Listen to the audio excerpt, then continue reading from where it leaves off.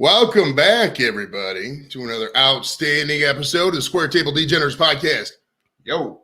We're joined by Pat today. I'm Joe Joe Edibles, your host. Happy Friday, everyone. We're joined today by Kent McKinley, football legend, and 92.3, the Fan Weekend host of the Barbershop, Mr. Garrett Bush. How are you today, sir? Yeah. Welcome. Hey, what's up, fellas? How y'all doing, man? Y'all hanging out on a weekend? Y'all good? Yes, sir. Yes, sir. It's Friday night. It's time to party. You know how we do. Got what y'all got going on, man. You know, you got to get it. You know, my choice back in the day, in my partying days, I was a Jameson guy myself. Nice.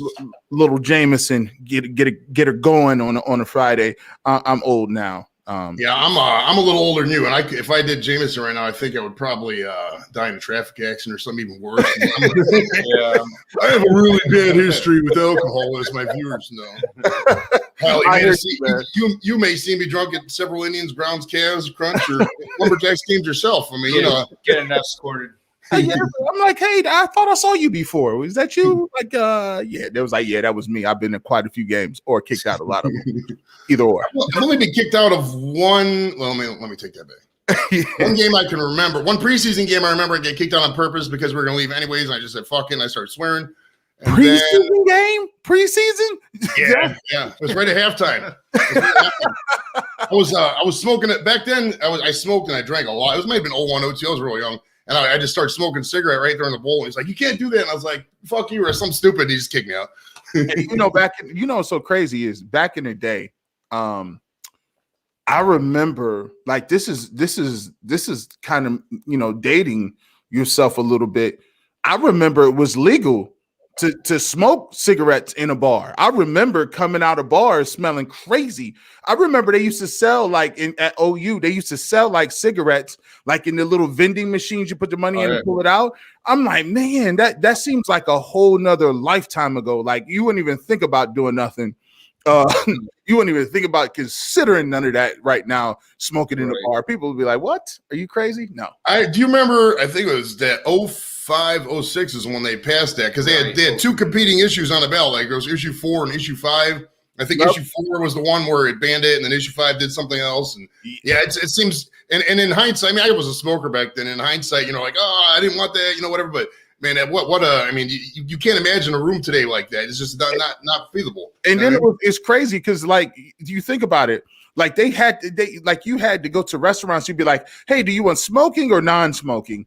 Like, and then to denote that, like, the smoke kind of partitions. And no, like, if you smoking, that means everybody is smoking. Like, it's one of those things where you just don't know what you were thinking. Like, I mean, but then again, back then I used to stand on top of tables and to let that ride from some odd reason. Not a good look. The smoking ban did another thing. They took away my favorite joke. Like, when I'm going into a bar and it was being an empty bar, and they'd be like, smoking or non-smoking, they'd be like, first available, and then they just start laughing because there's nobody in the bar. That was always my favorite joke, and they fucking stole it, pissing me off. So I did some internet sleuthing and just basic introductory info. We've obviously found out you went to Kent McKinley High School class of 2000, and you live in Lakewood. Is all that information correct? That is accurate. Unless I owe you money, then I don't live in Lakewood. Other than that, I did graduate from McKinley. So yeah, man, born and raised Canton, Ohio, proud Bulldog. First time ever coming up to Cleveland. I was probably 14 or 15. And we came up here and played St. Ignatius. And I was just like, oh my goodness, this is great. This is awesome. We end up losing. Like, it developed a little bit of character, and you know what I'm saying? That was my first time coming up to Cleveland and playing sports. I would have never known that I would be doing radio and living in Cleveland like 10, 12 years later. All right. So you did say you were born in Canton. How was life growing up? It was, I had an easy life. I mean, I ain't gonna lie. Like, I didn't have, a crazy life. I never got shot. I ain't got no, I got my first tattoo when I was like, 30, 34, 35, got my first tattoo. So, I had my mom and dad growing up. They're still married to this day. Bless those guys. Right. They go to church every single Sunday. They still ask me, like, even though my radio show is on Sundays, they're like, "Hey, did you go to church today?" I'm like, I didn't go to church today. I was on the radio, and you heard me. But yeah, no, it was cool. It was great. Two brothers, medium income. It's just midlife, right? You did. You actually took my next question. You had, how many brothers you had? I saw in the one video you had 2 brothers. So I obviously didn't have any sisters. Did all your brothers play sports too? Was it just you? What was the family athletic situation growing up? Oh yeah, like so basically, my brothers. So my brother Bryson, he played football too. Actually, it's pretty cool. Cool story is he actually played in college with me. We both graduated. He graduated from St. Thomas Aquinas. He actually went and transferred to a Catholic school. After Catholic school, he came and played football at OU too. He played offensive line, so we actually got to play college football together, which was pretty cool. My other younger brother Trent, he played football at McKinley. He stayed at McKinley, played football there. Then he played at he was going to play football at a small HBCU. Then he realized, like, hey, I like hanging out too much. I'm going to party, and then I'm going to go to Akron. So he ended up going to Akron. He went to the University of Akron. So yeah, we're a Mac family. So yeah, three boys, no girls. Okay, I went to Kent, so I'm a Mac guy myself. Pat would have went to. I think he would have went to Toledo if he would have played football, but he didn't play football. I did not. He quit football after like 6th grade. It was. Was he the same size as he is now? Pretty much. I'm 5'11". So, yeah, he's like 5'11", 210. He would have been like a cornerback size, and I don't think he can run that 4.540. So sports route didn't turn out to be my thing. So hopefully this turns into something. Yeah, that's why we're into comedy and interviewing fine, outstanding folks like yourself. Now, were your parents athletic? Did they play any sports? Were they motivated you into doing stuff like that? It's kind of crazy. My dad played football in high school. He also played baseball in high school. So to me, like, the first sport I've ever played was baseball. I started playing that when I was like 6. And so my dad had me playing baseball. I played all the way through high school. And then I was going to play in college my first year until I was just like, hey, so that means I have to condition for 2 sports. How's about I don't do that? So yeah, I'm like, nah, bro, I'm not doing that. But yeah, he was a good athlete. He played a little bit. He played 2 years in college. So he was a good athlete. My mom never played any really athletic anything. Like, she was, she just, stayed active or whatever. So my dad really was the one who kind of put us into sports and got us into the, overall liking sports and watching it on TV. Funny thing is, I never played football till I was like 15. So I didn't play football till I was in like 8th grade. So even growing up, that's organized. Growing up, did you play like touch football in the yard and all stuff like that with your boys and your brothers? Yeah, all that. Yeah. Nerf Turbo. Like, Nerf Turbo, I was like, I was unstoppable with the Nerf Turbo. But regular hitting and all that other stuff, I was like, no, I want no parts of that. Like, I was just like, so my little brother, well, he's not as little. Like, if you see my middle brother is bigger than me. So he's an offensive lineman build. So he's like, he played since he was like 6. And I used to go watch him, and they used to run in like pads and helmets, and I'm sitting there, and it's like in the summer, and I'm looking around like, there is no way. I used to think he was kind of slow. I'm like, hey man, why are you out there running around? And they don't even give you guys pads yet. They're like, oh no, this is just conditioning. I said, oh, you meaning to tell me they got y'all running and y'all ain't even playing a sport yet? No, I won't be playing this. I'm gonna forfeit. I'm going to forego my Pop Warner career and go straight to middle school. Yeah, I was the same way. I didn't play. I only played football for 2 years in high school, but I didn't.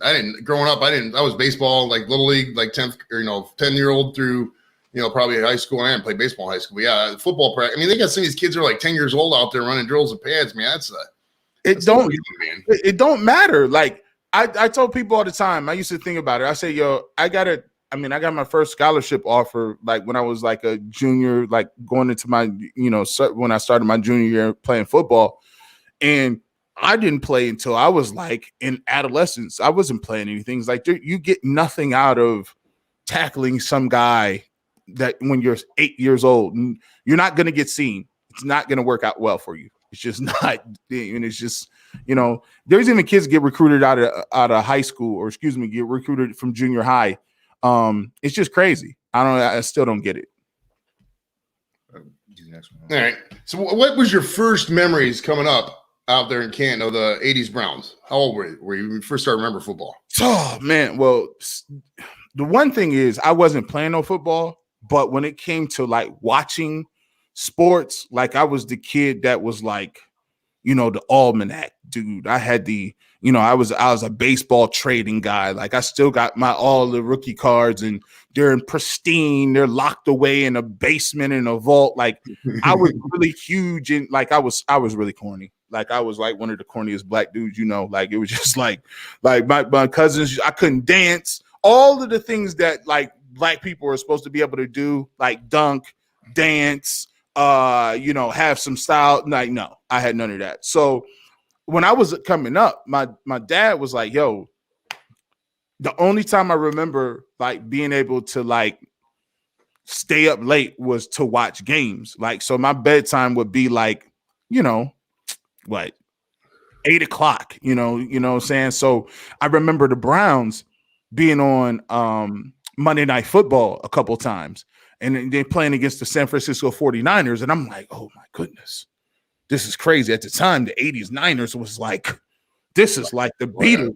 Like they got come on, they got Joe Montana, they got Jerry Rice, and we got Michael Dyson or Michael Jackson. Dyson Jackson, then number 1, number 81, then back to number 1.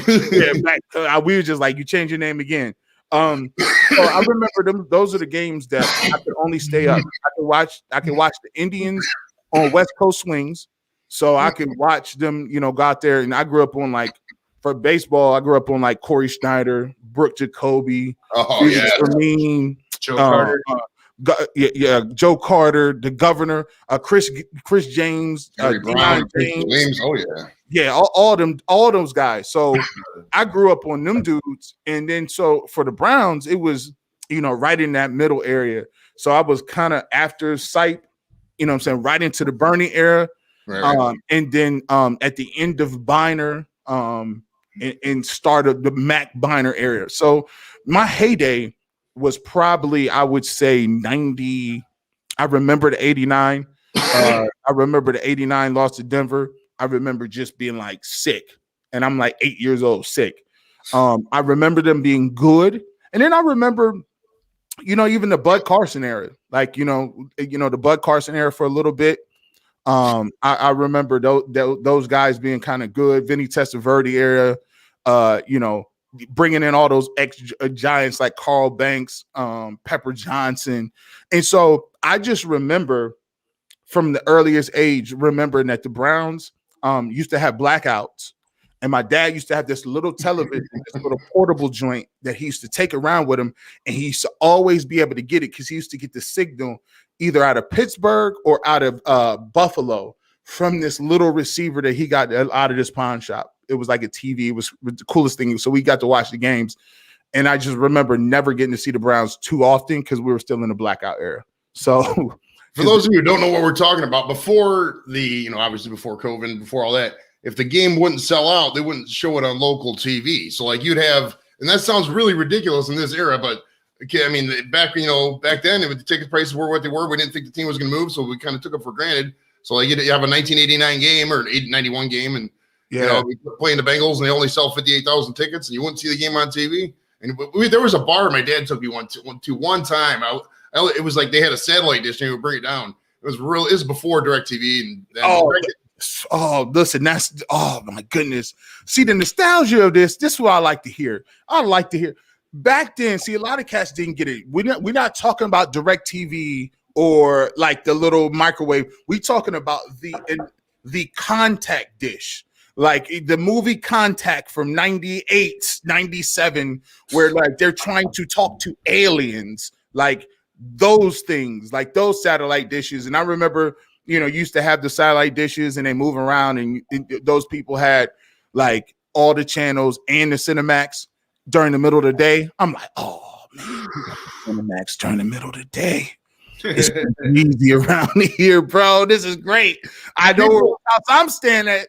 Your house. No. People didn't realize how much. If you in the 80s, if you had a big satellite dish, we're not talking about the satellite dish this big. We're talking about the big 8-foot satellite dish. If you had one of those and you had a swimming pool, you were the most popular kid on 3 blocks. Everybody knew it too. Everybody knew that shit. You was like, listen, your dad either like if you throw in that they had a trampoline, you got a trampoline, a satellite dish, and a swimming pool. Either you're going to be like you be probably either paralyzed or broken limbs within like 2 weeks. No one knew how bad like trampolines were. No one knew how like unsupervised swimming pools were bad too. Like, but all of those things were just gold to a kid. And if you had NBA jams in Mortal Kombat. Oh, get over here. NBA jams. I was just looking up. I always find people come on the show one night, and I was trying to get. Do you remember the Mavs in the first one? I'm not talking about the second one where they took Shaq out of it, but in the first one, you could play the Dallas Mavericks. They had this guy named Isolino, and he could just go in the corner, and every time in the corner, nails. I remember Isolino, and then there was these secret characters like P-Funk. And like these random characters used Air Dog and Larry Bird, and I know you're talking.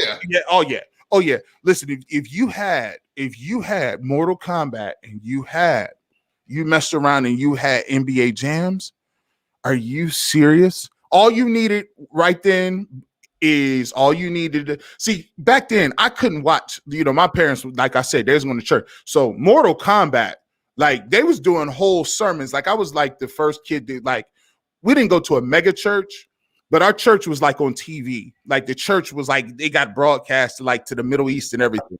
So like they used to do sermons on like back in the day, bro. Like you couldn't, Mortal Kombat was crazy. So you listen to, and then Beavis and Butthead was like the run of the world. Like I was just like, yo, MTV came out, and then so certain people started having like cable. So people started having MTV, and I would just go over people's house and think like, this is all of the things I am not allowed to have. Yes, I love it. I'll get to watch MTV. I get to see Scorpion and Sub-Zero and Raiden. And at the same time, I'm playing Mortal Kombat. I'm doing my thing, and I get to see Beavis and Butthead go for 15 hours. Cool. Fire. Beavis and Butthead. Do you remember when they first started? They would say "fire" all the time. Remember that controversy? That they took that off the air, and they also had the one episode where they got high off the paint thinner. And there is like, so to me, like if you go back, like you got to think about it. Like some of that stuff was out there, like.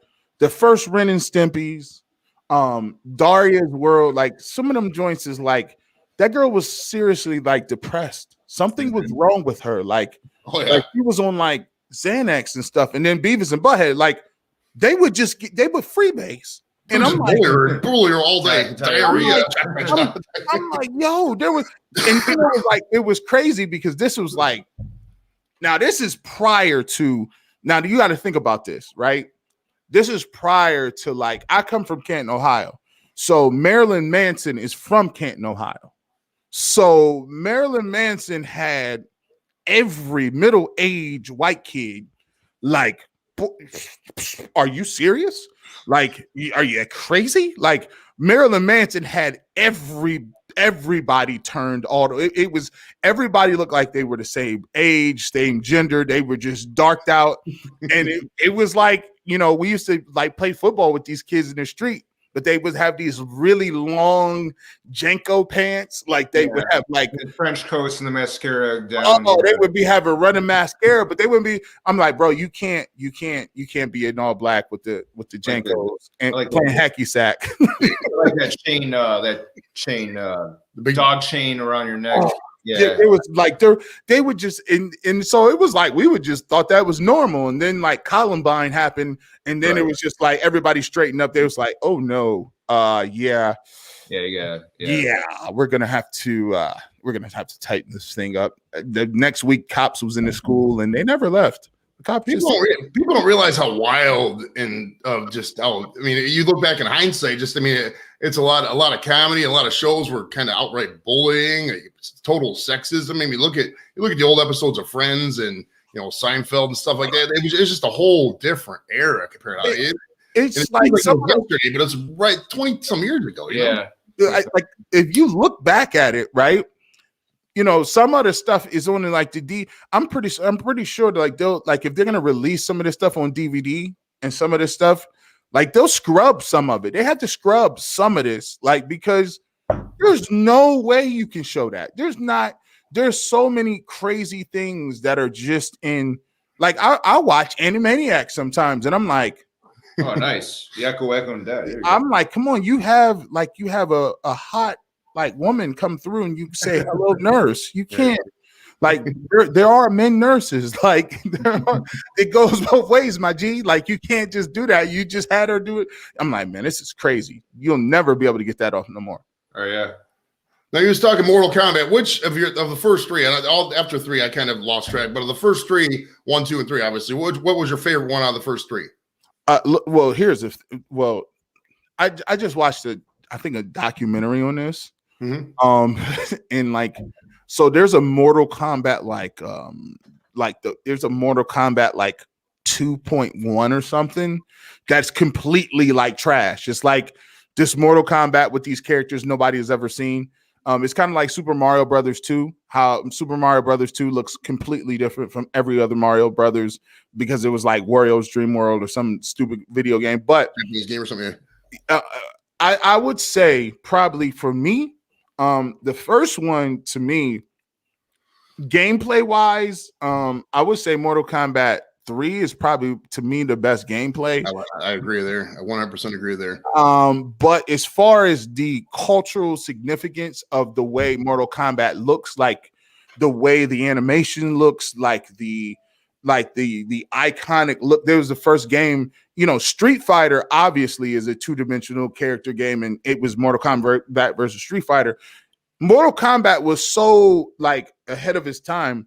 Like Street Fighter scrapped it and was like, yeah, we're gonna do a Street Fighter like with the Mortal Kombat characters, and it was just garbage. It just bombed. Like people like, yeah, we're gonna scratch that from the record. That never happened. But the first one, when it hit, it was almost like rap music when they said, hey, we're gonna shoot cops or something. Like it was just like you just backed up. Like all people were like, whoa, did you just say you can't? You can't say that. Somebody put something on that CD, like say like we didn't condone that. We didn't say anything about that. Shout out to Al Gore, by the way. His lasting testament to albums. That's how. And crazy part about it, they sold more rap records because of that. Oh yeah. Because it was like, oh.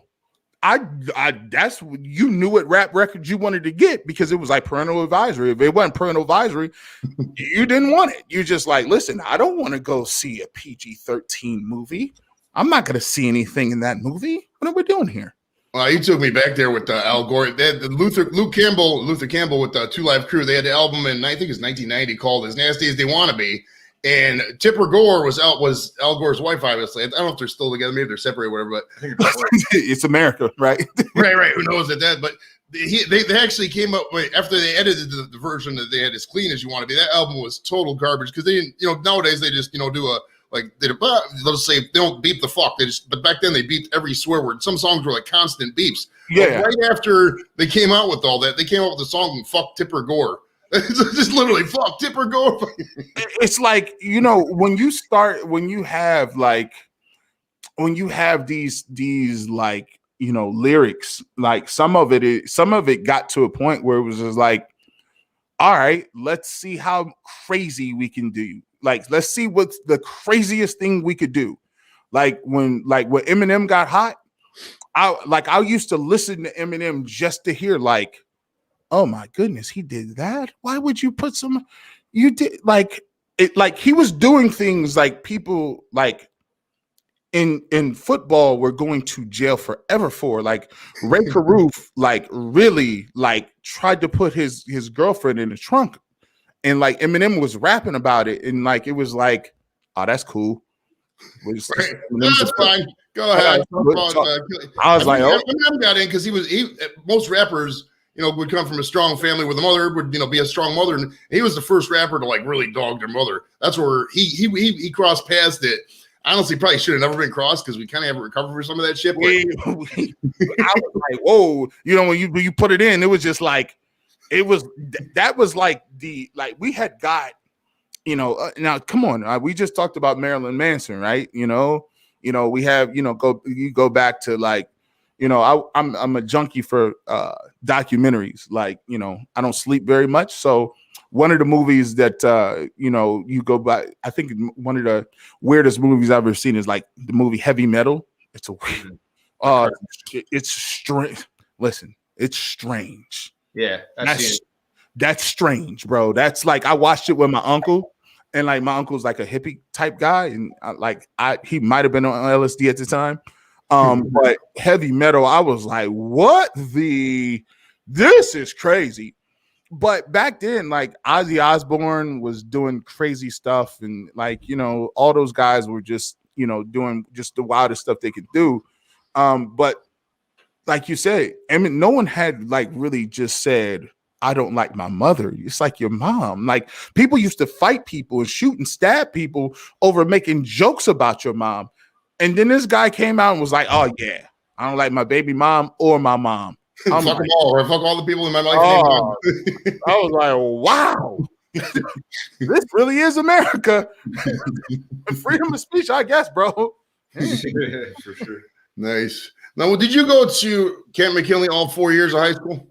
Yeah, I was there all 4 years. Did all four.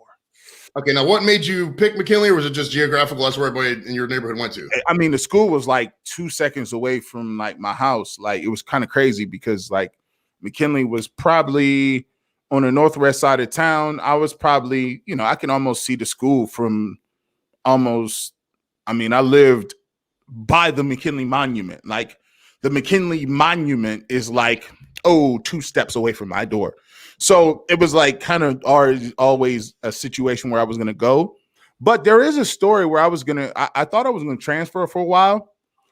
Because, after I got, when I was, there was at the time, there's 4 schools, like middle schools.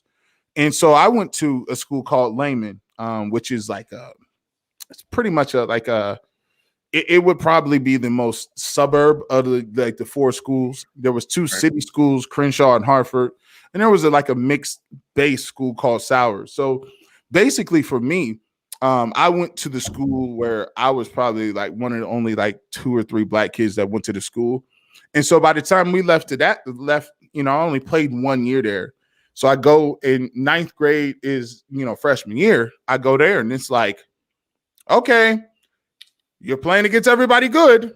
Are you going to be good? So, but announced to everybody, like it started working out for me. I'm like, man, I woke up I always say I woke up with my superpowers.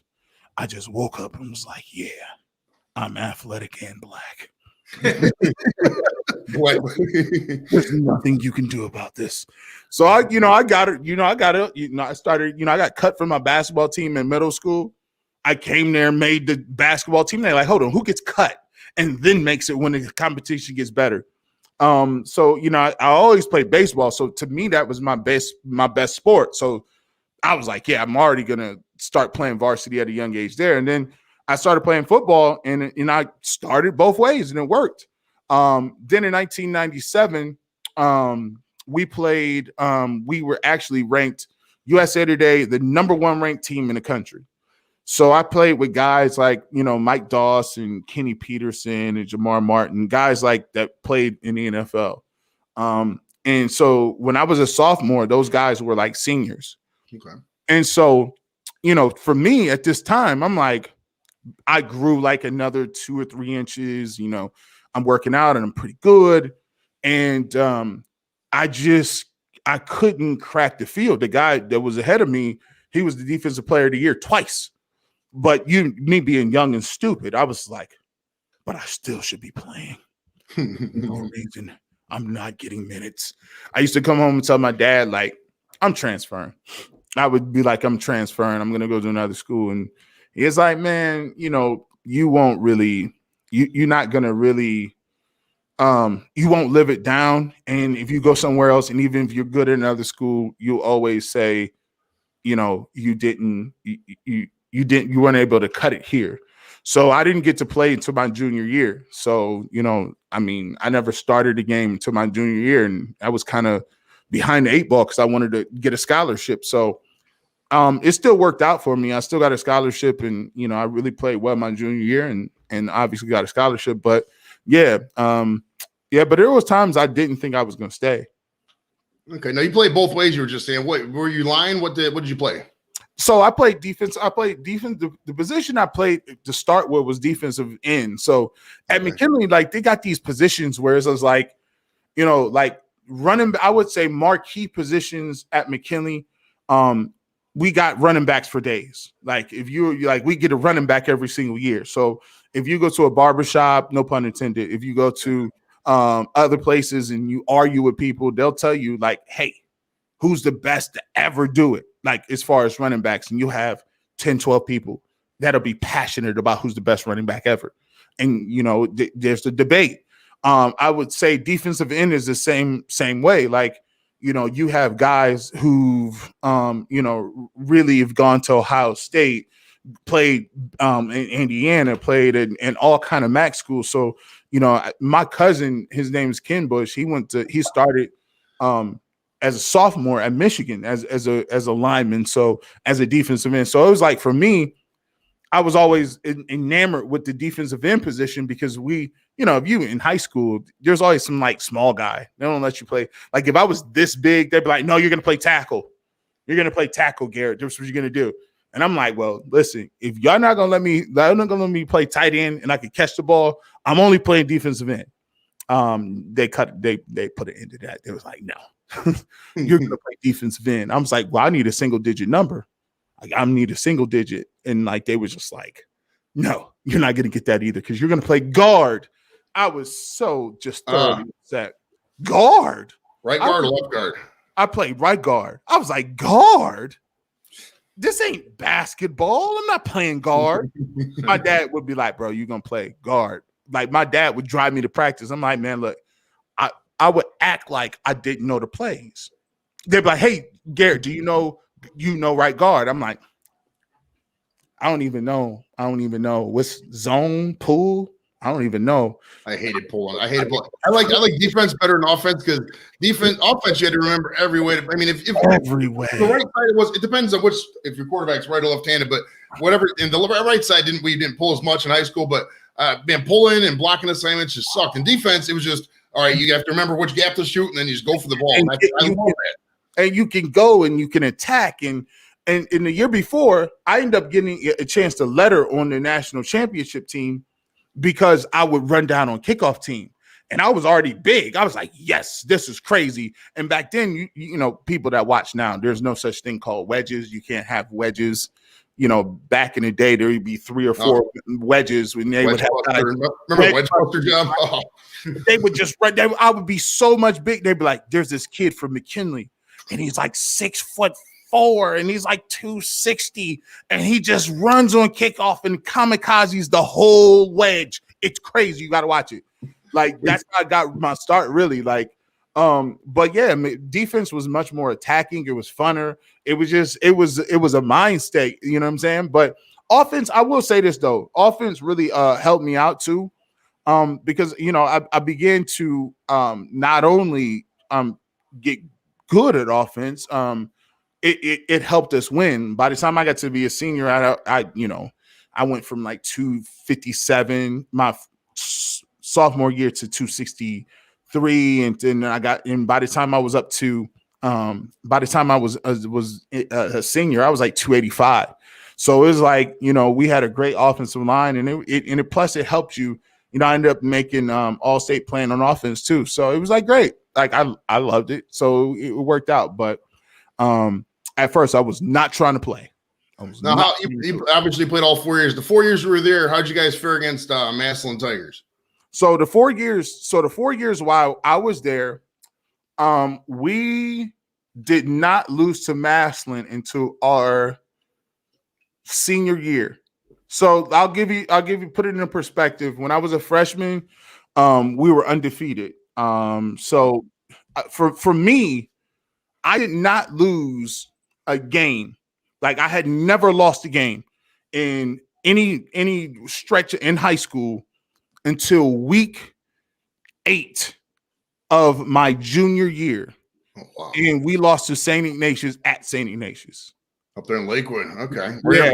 No, that's ironic. Yeah. So like we and I remembered like I'm thinking like it was so cool because that game, we won a national championship in 1997. And it, nowadays it doesn't seem normal because we played at McKinley and we play at Foster Stadium, which is where they play the Pro Football Hall of Fame game. So we played in front of 20, 26, 28,000 at Foster Stadium. Both ends those packed against Ignatius. And I remember thinking it was so cool because they had the Fox 8 chopper. It came down and sat on the hill. I said, oh goodness, this is crazy. Then we left. Then when we won that game, they had Dave Ragone. He was their quarterback. He ended up playing at Louisville. I remember Dave Ragone. Yeah, Louisville. Yeah, he was a monster. He was a monster. Then we played him again. We played him at the Akron Rubber Bowl. This time, it's like 37,000 people at the Rubber Bowl. And I'm like, this is ridiculous. We're playing them in the Final Four. We had beat them before. And I'm not going to lie. This game, they came out here and they always just say they got 50 people on offense, 50 people on defense. We had guys going both ways. And it wasn't close. I mean, the first game we had big plays, like we scored them deep. This game, they had tightened all that up. I remember the linebackers were getting downhill. And I remember this game was like they should have won this game. And there's a play floating around on the internet. You can Google it if you guys are at home. It's Maslin McKinley 1990. St. Ignatius versus McKinley at the Rubber Bowl 1997. And there's this miracle catch where there's a guy, Matt Curry. He ended up playing football at Kent State. He got a scholarship to go there. He, for some odd reason, he usually had really good hands, but they throw this football and it hits him in his hands, and it's like probably -10 outside. Ball pops up in the air, and this good kid named Fred Wilcox, he just ran the wrong route. He just simply ran the wrong route, like he just happened to be there. Catches the ball. And he catches the ball and moves around and just dips out. Like he catches this football, scampers down to like the 5-yard line. We get up and spike the football.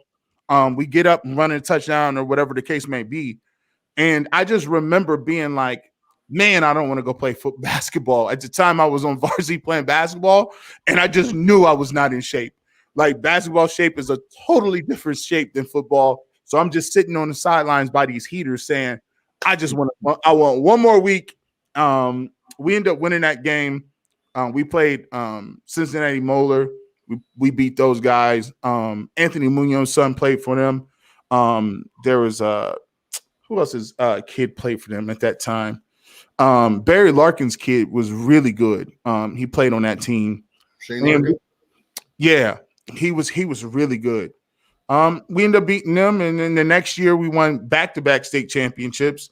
And the only game we lost was against St. Ignatius. We came back, beat them. So Maslin, we never lost to Maslin to our senior year. And they actually created a movie called Go Tigers. I've always been meaning to watch that. I never have. I know I got friends down in that area, and I know he did that rivalries. That's why he did a lot. But yeah, I've always wanted to check that out. Was it an ESPN one or 30 for 30 or what was that? No, it wasn't a 30 for 30, but you got to think about it. This movie came out probably in 1999, 2000. Okay, now I remember. That's the one where they show the little footballs in the cribs when the babies are born. Okay. Yeah. I know what we're talking about now. And that is facts. That is facts. So this is kind of strange a little bit. I'll give you this. They did that movie, and I remember watching that movie in college. We had this business, sports industry business class that we were in. And I just remember having to sit there at OU like 3 years later, watching me lose to this team on Go Tigers. And I was like, yo, this is unacceptable. Like, I told myself that one day I was going to make a documentary about it. And this is crazy. So like probably in 2019, one of my good friends, Antonio Hall, he ended up he went to Kentucky, all SEC player. He played in the league for a while, played for the Indianapolis Colts, played for Saskatchewan in the CFL. He actually is the athletic director now at Camp McKinley. And so he saw my documentary that I did. It's up on YouTube. You can check it out. It's called American Dream. You can check that out. And I told him, like, listen, I need to have the rights to do the McKinley documentary. I said, I need 3 years to do it. So he gave me the rights to do it at the end of 2020. So we started shooting at the end of the season, this last season. So hopefully sometime in 2021, there's a trailer that we have that we're trying to pitch to 30 for 30. So okay, that's just the goal. I'm like, listen, when you said 30 for 30, I was like, no, Maslin is not in 30 for 30. That little Go Tigers is get him out of here. We're gonna do it right. So yeah, man. So if I come back again, I'll be able to drop the trailer. We just sent the trailer off to some production people so they can look at it to see if they could pitch. But yeah, we're doing a McKinley documentary. How cool is that? Now, if I was to ask you historically, going back to Paul Brown in the earliest days of the rivalry, and to say or who is best and why, and I would assume you would say McKinley. Why is McKinley better than Maslin? What would your answer be to a producer or to anybody in the street?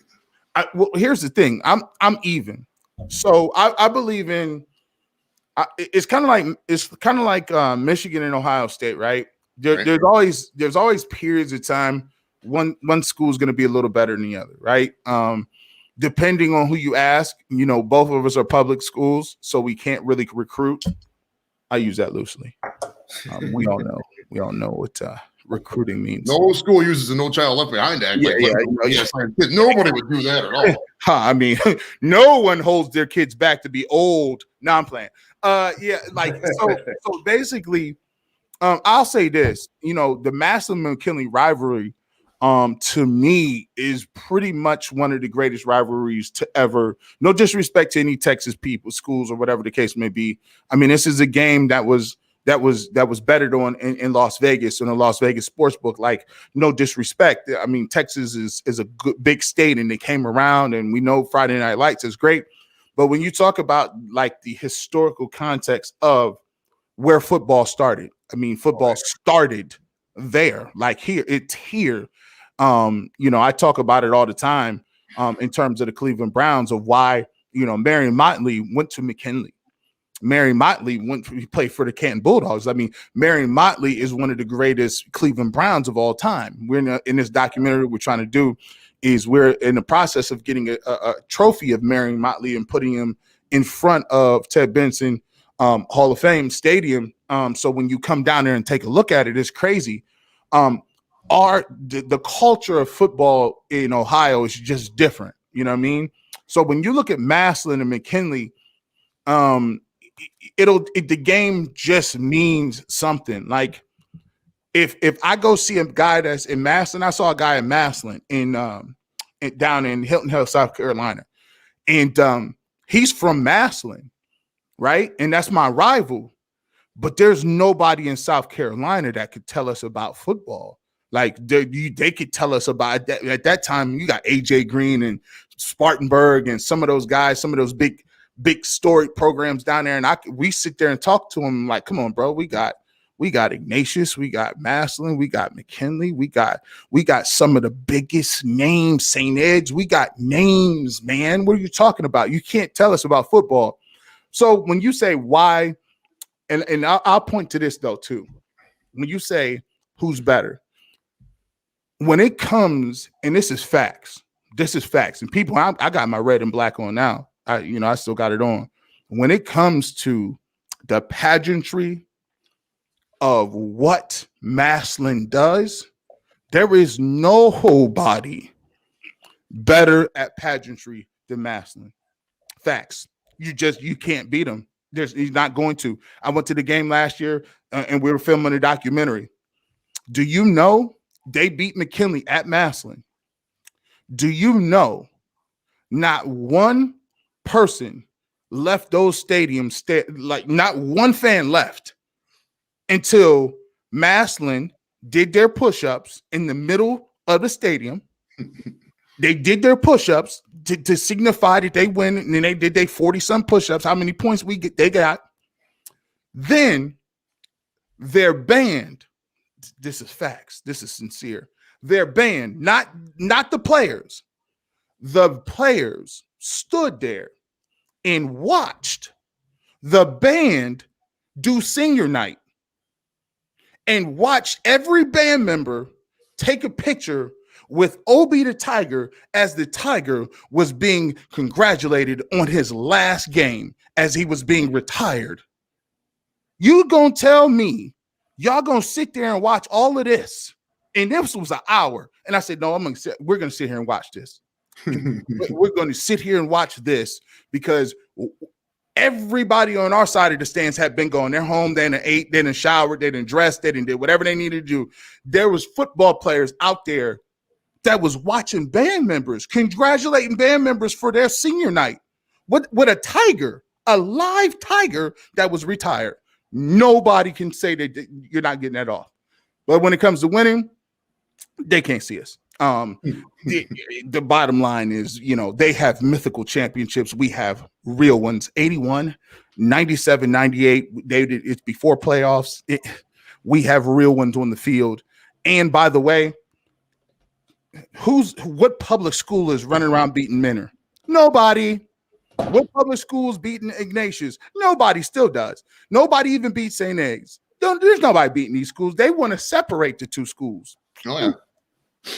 Yeah, back in the day, they used to play in Cleveland, they used to do the City League championships. And then everybody was just in the neighborhood. They would go to, but they would take the Brown Stadium and they would have like Ignatius play, West Tech or whatever, whatever school. And it was a huge game, huge charity game or whatever. Yeah. I look at it like this, no disrespect to Cleveland Glenville. When they were rolling, Cleveland Glenville, they had a bunch of ball players, Ted Ginn Sr., all those guys. We beat them like 72-0. So, it just works out well. I think McKinley, when it comes to the winning, we got that. Maslin does their thing. It's a good rivalry. I got a quick list of famous McKinley alumni. A couple of you already mentioned. Let me see if you know some of these guys if you've met them. Now, Marion Motley died in 99, I think. Did you ever get a chance to meet him? Nah, didn't get a chance to meet him, but we have our, it's Marion Motley Award is pretty much our MVP award. Okay. So, that's the MVP award for the team. The best player gets the Marion Motley Award.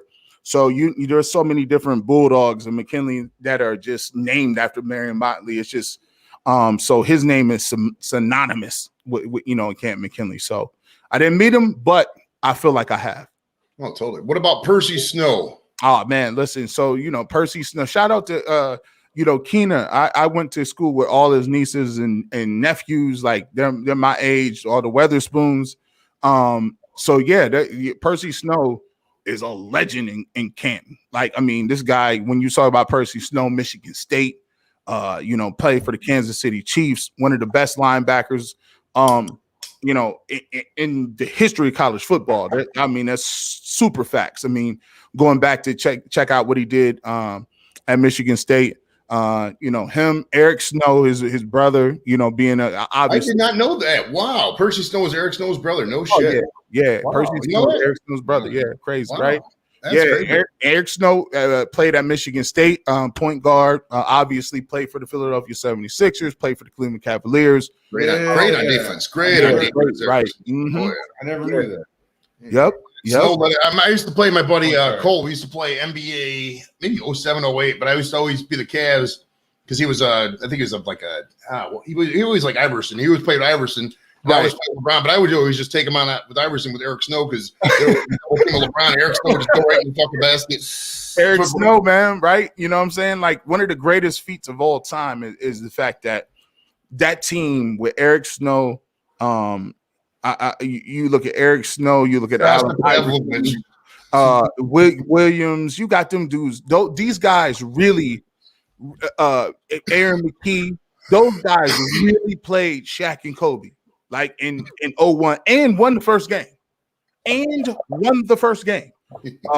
of the craziest feats of all time. Where did Eric Snow go to high school? If they're brothers of Percy Snow, did he not go to McKinley or did he go to he went to McKinley? Oh, Eric Snow. Oh, did he? Okay. It's crazy. When Eric Snow played at McKinley, he was like a power forward. He was like a power forward. Like, and then he goes to Michigan State, and he becomes like a point guard. We're like, when did Eric Snow like get handles? Like, he never really had no handles, but he was always kept that husky demeanor. He always kept that his build. He looked like he was built like a post player. So Eric Snow was he was definitely a McKinley grad all day. I ever meet Wayne Fonts? Wayne Font, that's so crazy. Wayne Fonts, I got the opportunity to meet him at the Hall of Fame game. The Lions was playing. I'm trying to think who the Lions was playing that year. I remember I was just upset because Wayne Fonts. I was mad when my dad told me because he didn't let Barry Sanders play. And my dad was like, "Come on, bro, you'll get it. Like they don't play like that."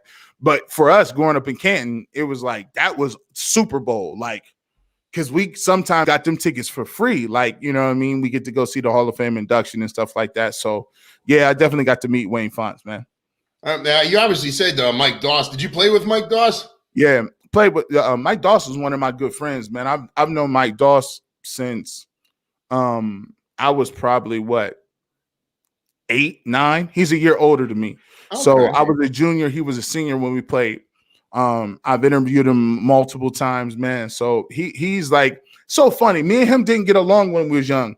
Like he used to always pick with me. I used to be so sensitive. Like I used to be like you couldn't say nothing to me. Like I would just I would cry and then fight you.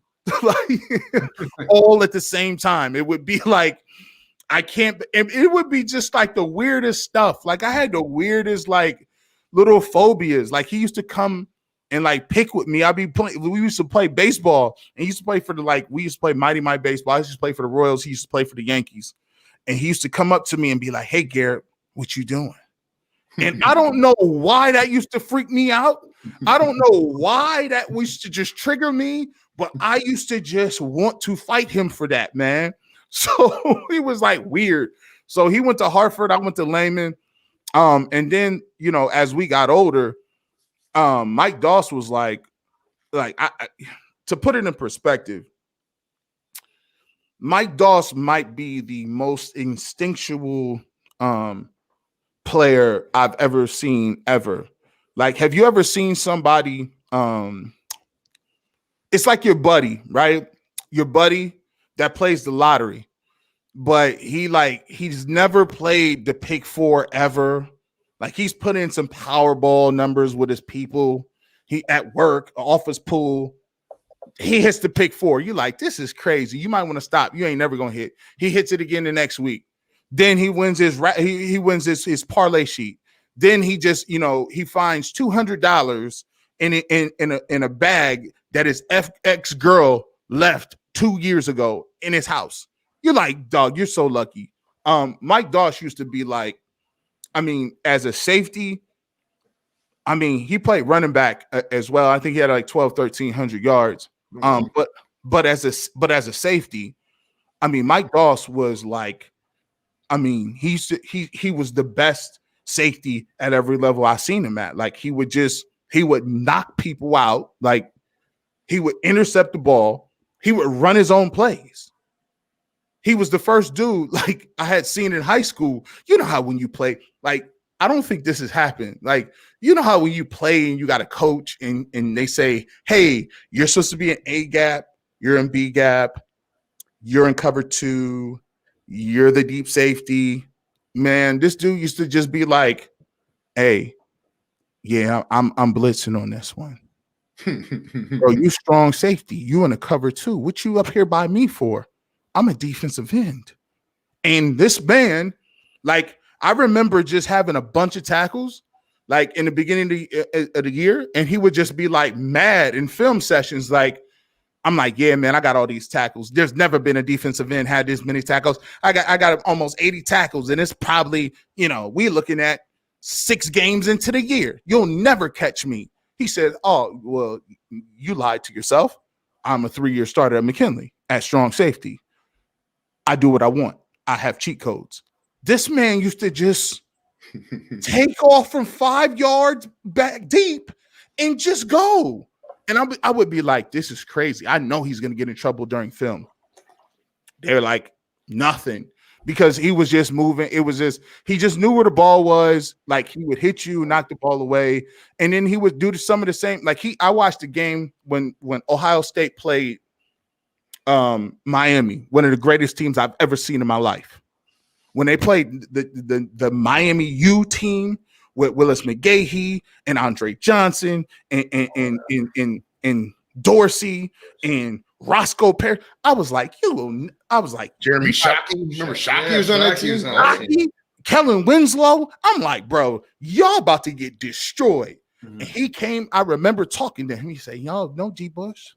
We got him. The Canton boys. I'm like, come on. On that team started. These are people from Canton. Dustin Fox. I worked with him. I'm like, come on, bro. You not guarding Andre Johnson. Like, Kenny Peterson started defensive tackle, had 2 sacks that game. I said, there's no way you're getting money off. Kid named C. Grant played for New Philadelphia.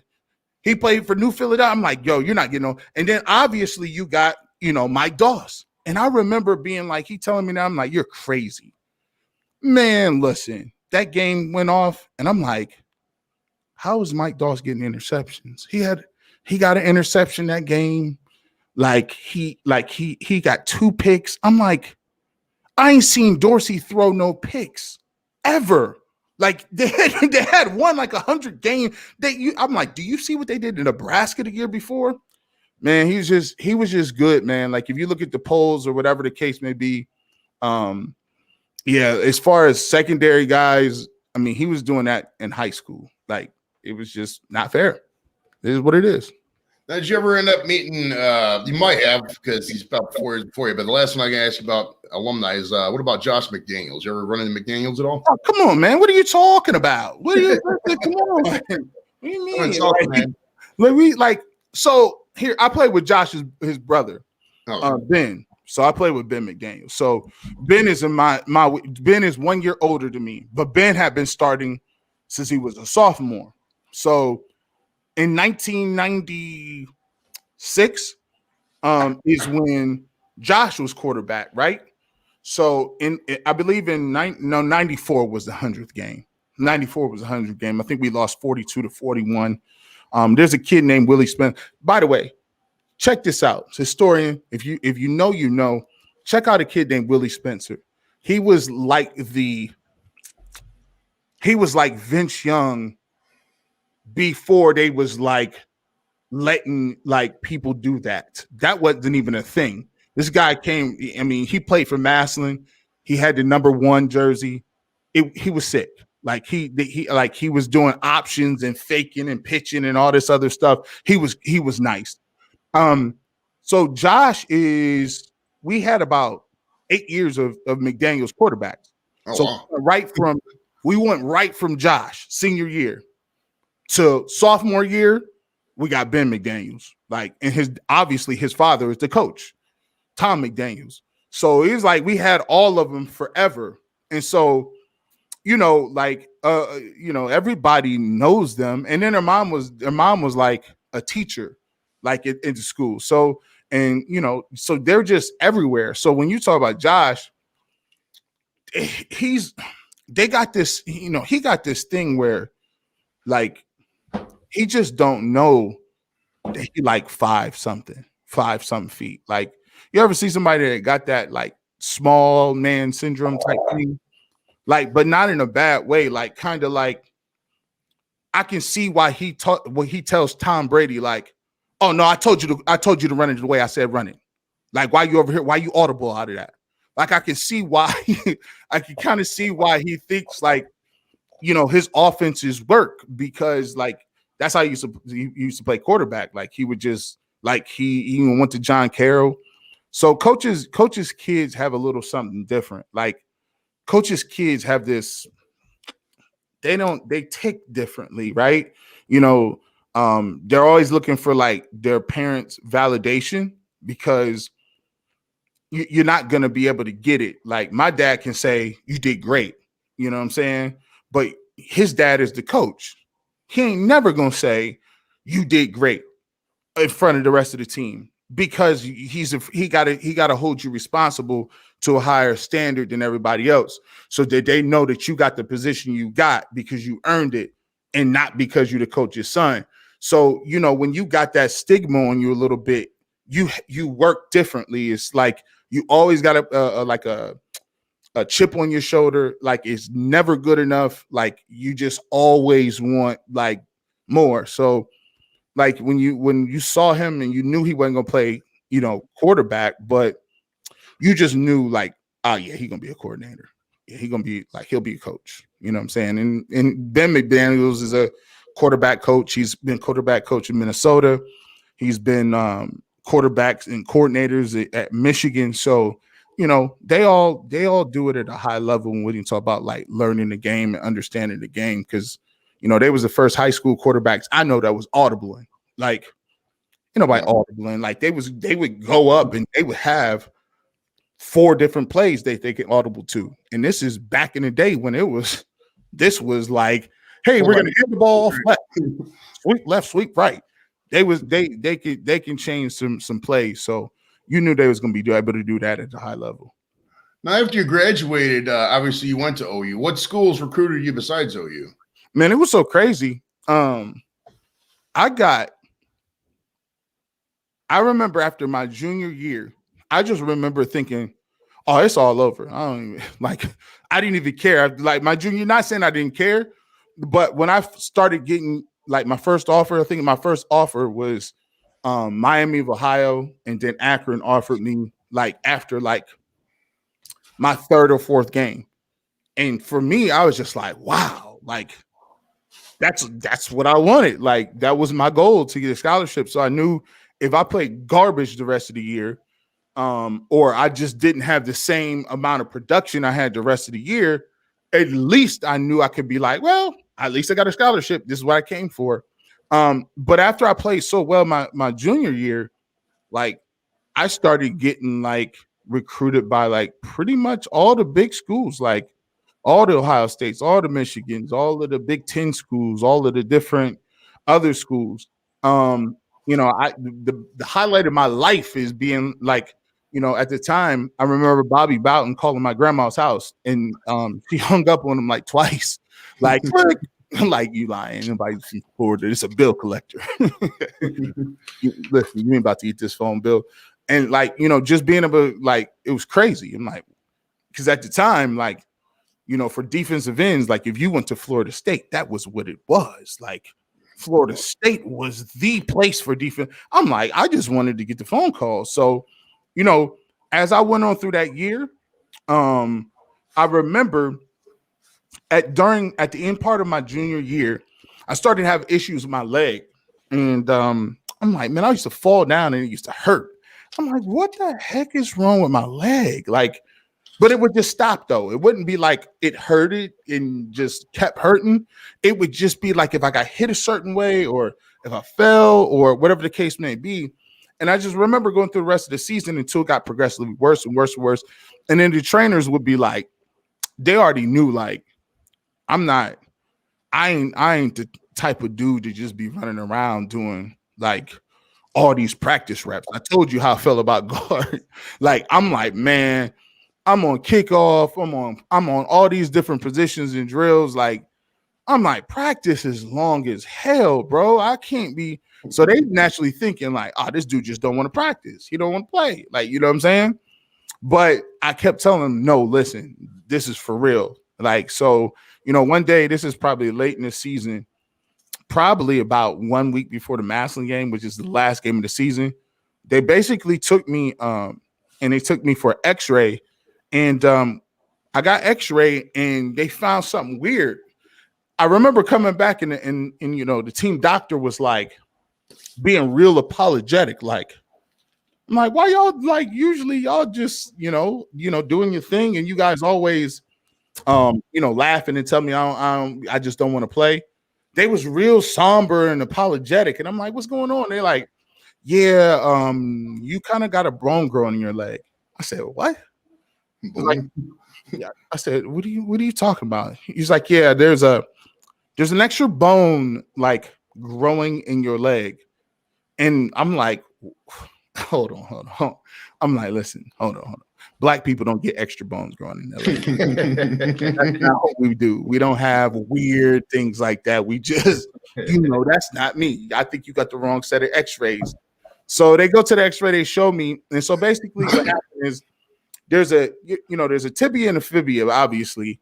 And there's a gap between it. And there's a nerve that runs through that leg. So from one part of my bone, as the two bones are like here, there was a bone that was growing from one spot and trying to bridge the gap to the other to connect. And so that space in between is actually muscle. So the pain that I felt was being hit and that muscle being like punctured and jabbed with this bone. And I'm like, that makes sense. And I'm like, all right, so what we do? So they were like, there's really nothing you can do at this point.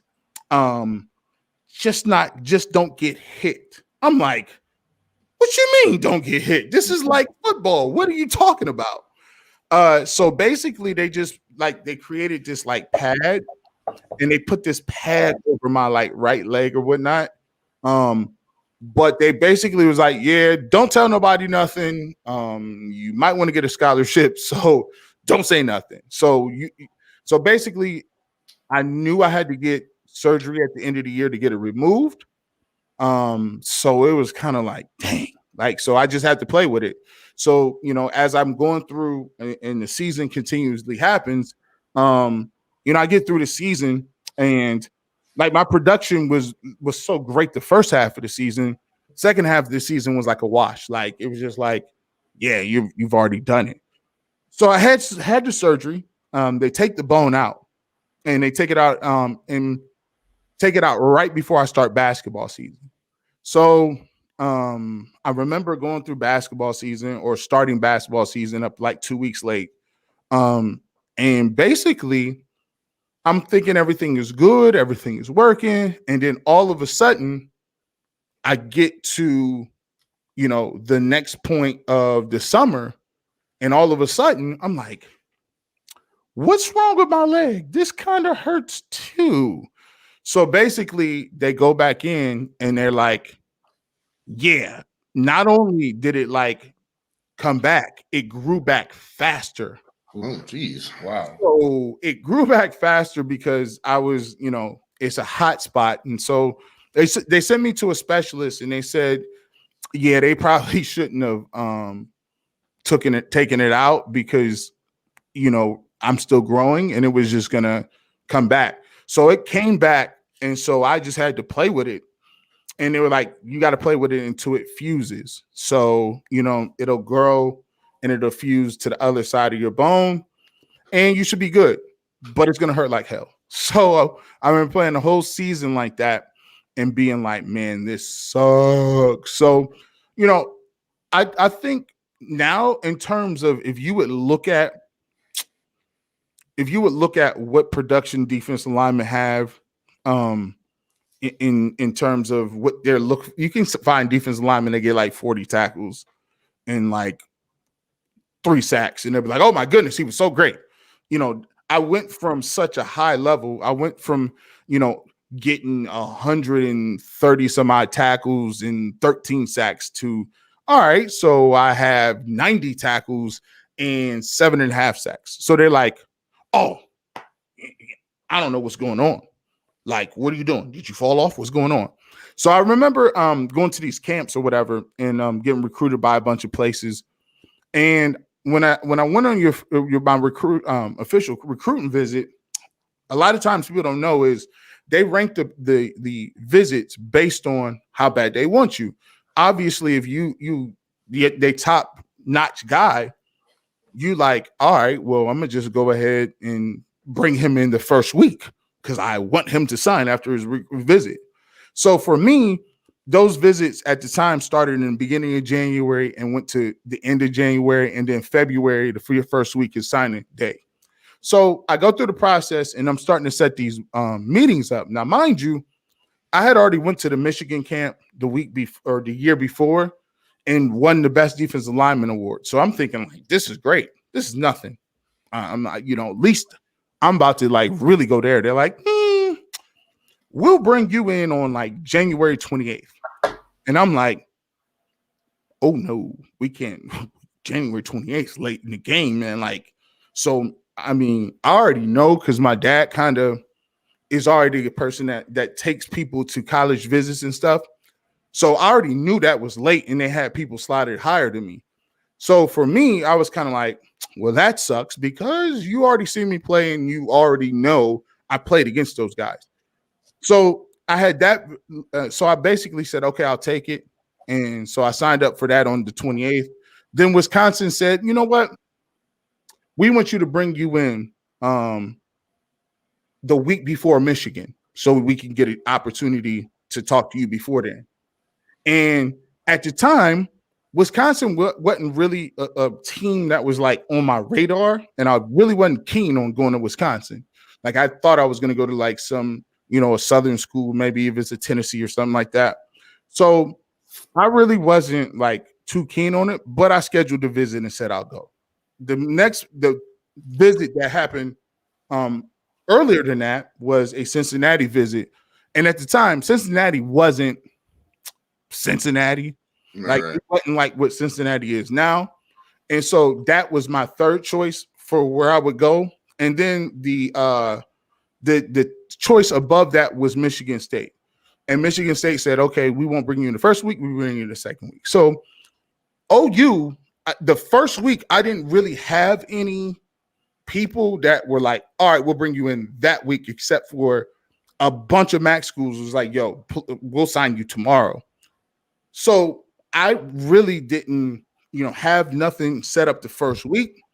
And so there's this, Coach Mullen who recruited me at the time was just super like, I guess he was just super like down to earth. Like he always said like, no, you are the highest recruit we'll ever get.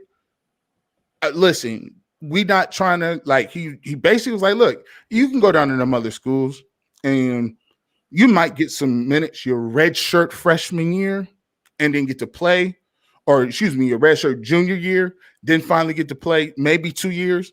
He's like, nowadays people go to play in the league anyway. He's like, why would you go somewhere where like, you're going to have to chill and not play when you could come here to somewhere somebody is like dying to have you? So, I was disappointed in the fact that I couldn't get the level of joints that I wanted. But when I went and got there, man, it was like, it was crazy because it was like, it was almost like I knew that's where I was supposed to be at, like whether it was a MAC school or whether it was whatever school. So, at the time I was on all these recruiting magazines and stuff, and people will say, so who's your first visit? And I'm like, Ohio. And they were like, oh, great. You're going to Ohio State. And I'm like, no. Ohio, right?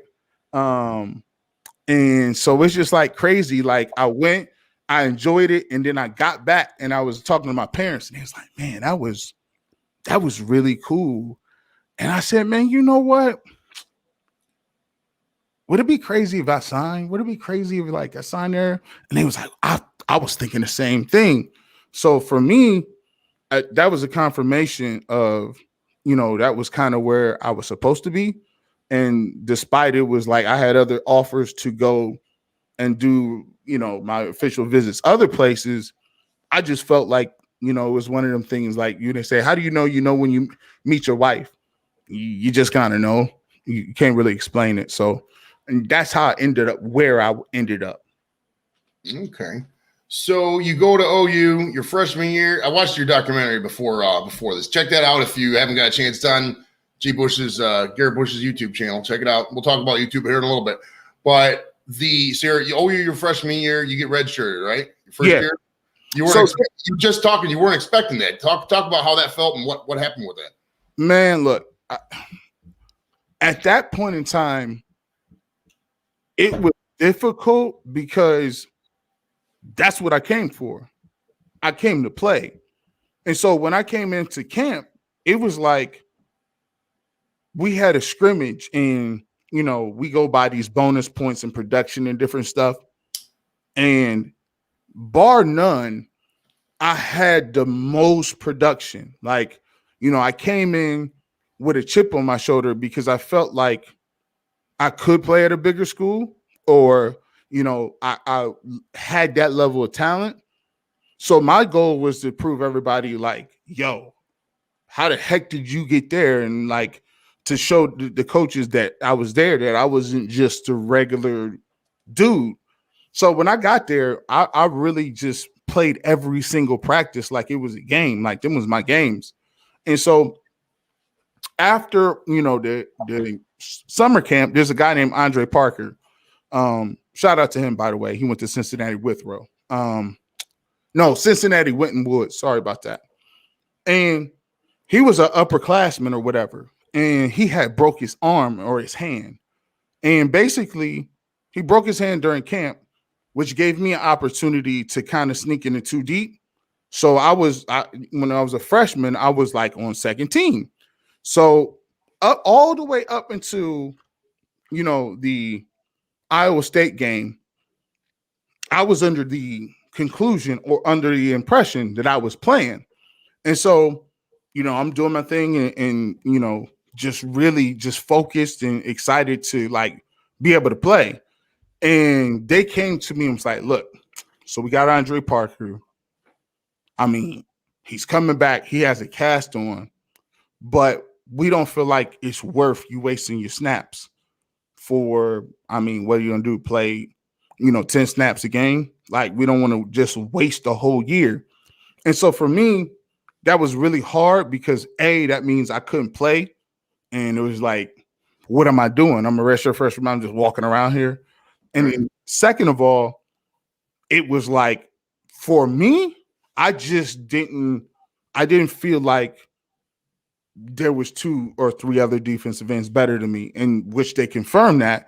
It was the first time I was hit with the I wouldn't say politics, I would say the business nature of college football. Because, why would you, if you got a kid that's pretty good, you're going to have to count on him, and you might want him to play more than you do less because he can have impact.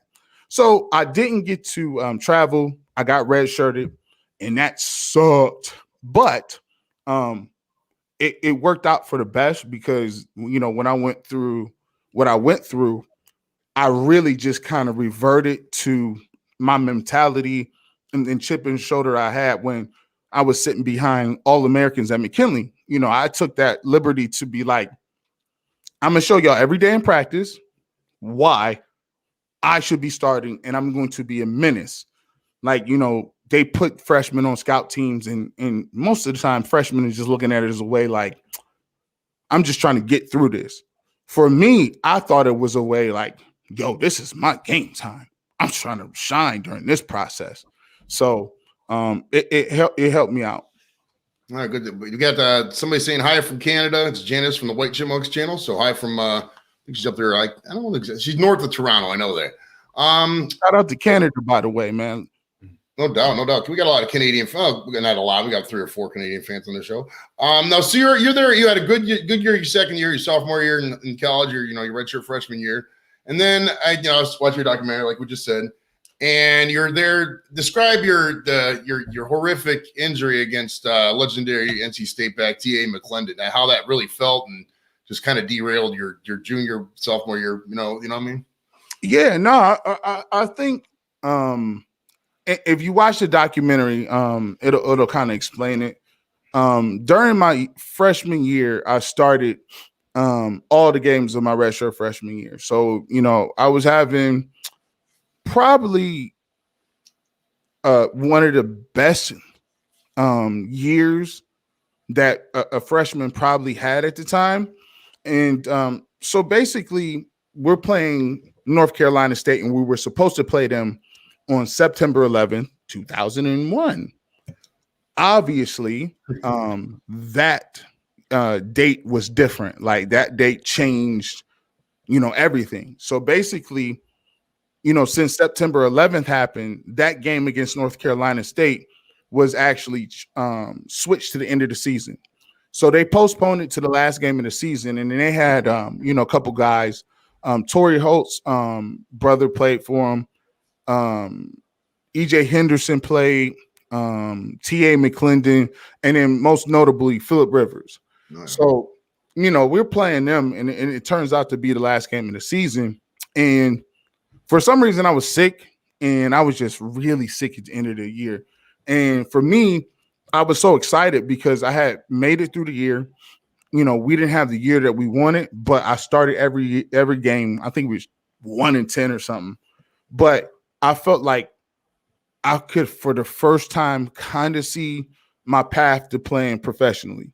So I had already set up different things in terms of training regimens, getting better as far as plyometrics, getting faster, all this good stuff during the break period.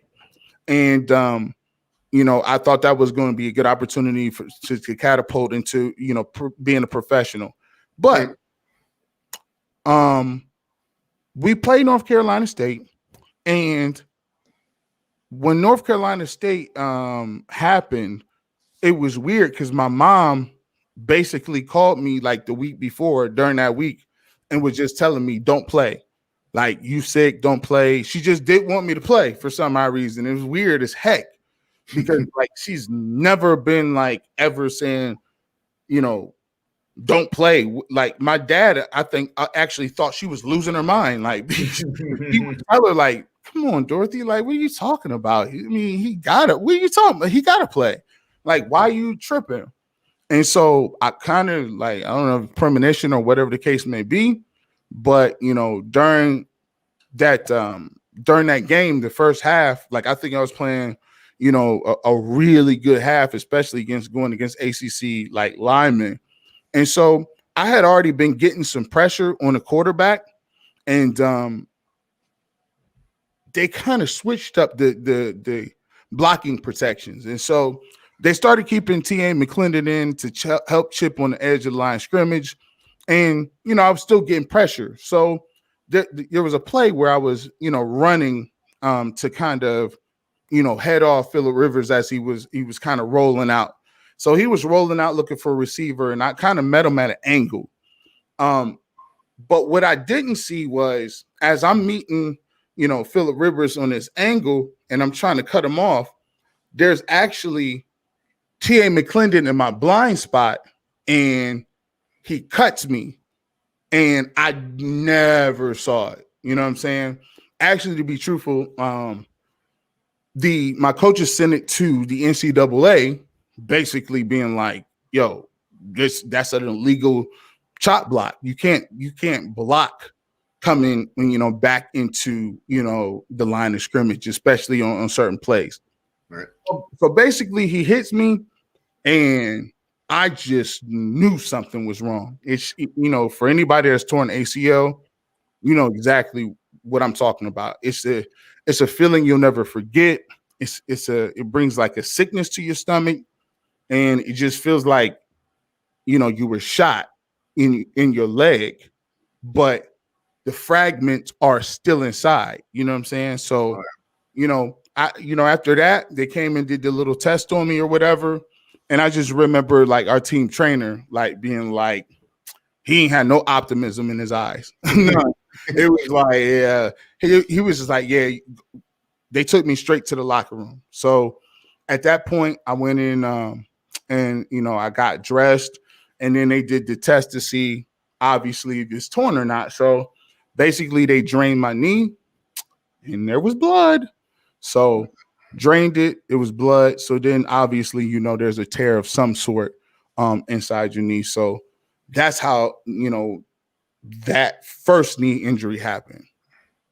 Now, I saw that you obviously had a second knee injury. If you watch the documentary, you had a second knee injury the practice the year after. Now, I saw the stuff about the pain meds and stuff like that. Now, what is your opinion, and or have you ever considered medical marijuana? I mean, obviously, you've seen me smoke weed here. I'm a medical marijuana user myself. What is your opinion on that? I just think marijuana is like, our society is, it's crazy that that's still a thing now.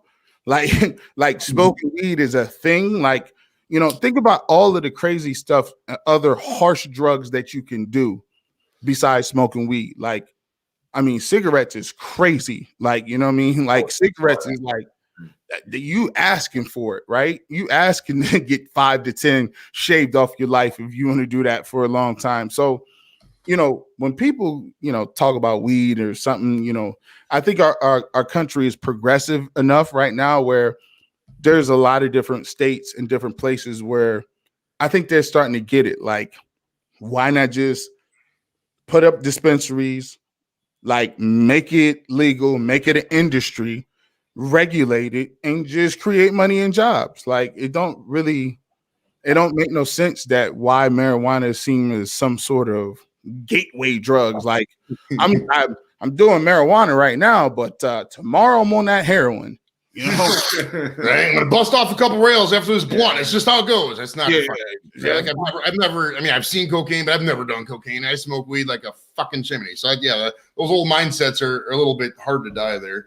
It don't make no sense. So me, I think the biggest culprit is, the pain medication. And, so, they don't really give that out too much anymore. Right. So for me, when you take a look at that situation with all the pill bottles, that's just all of, like, you're dealing with muscle relaxers, you're dealing with all those other different things, nerve pills. So, one of the things but they ain't giving you no Oxycontins. Like, this ain't 1998, bro, when people was just signing scripts off like, here you go, 200 oxys. All right. No, you ain't getting that off.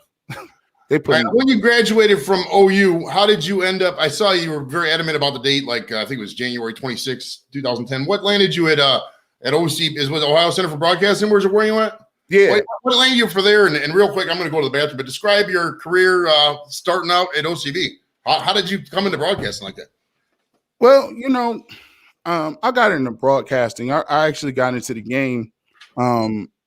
Basically, I was working with the Cleveland Indians in season ticket sales. And so basically, I kind of got laid off. Like, I think they moved Travis Hafner. I think during that same time period, no, it was Hafner. It was Victor Martinez and Cliff Lee. And so basically, the crazy part about it is, like, when you think about it,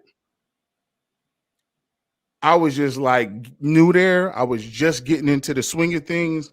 And basically, when I got laid off, I just didn't, know where I was going to go or how I was going to move with it. So for me, I had saved up some money to do, something after I moved from New England Financial. I was a financial advisor in Charlotte. So I saved up some, money or whatever.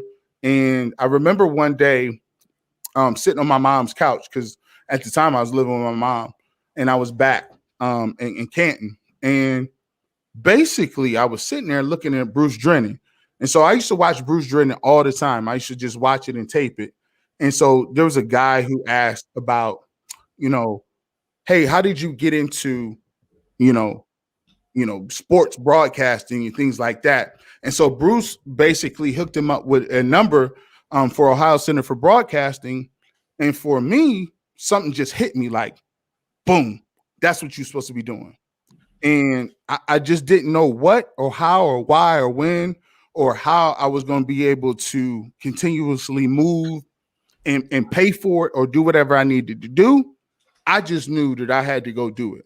So I took whatever I had and went to OCB. And basically, started class there, and the first thing I did that first day was to call up ESPN Cleveland, because ESPN Cleveland was pretty much my the only sports talk radio program in town.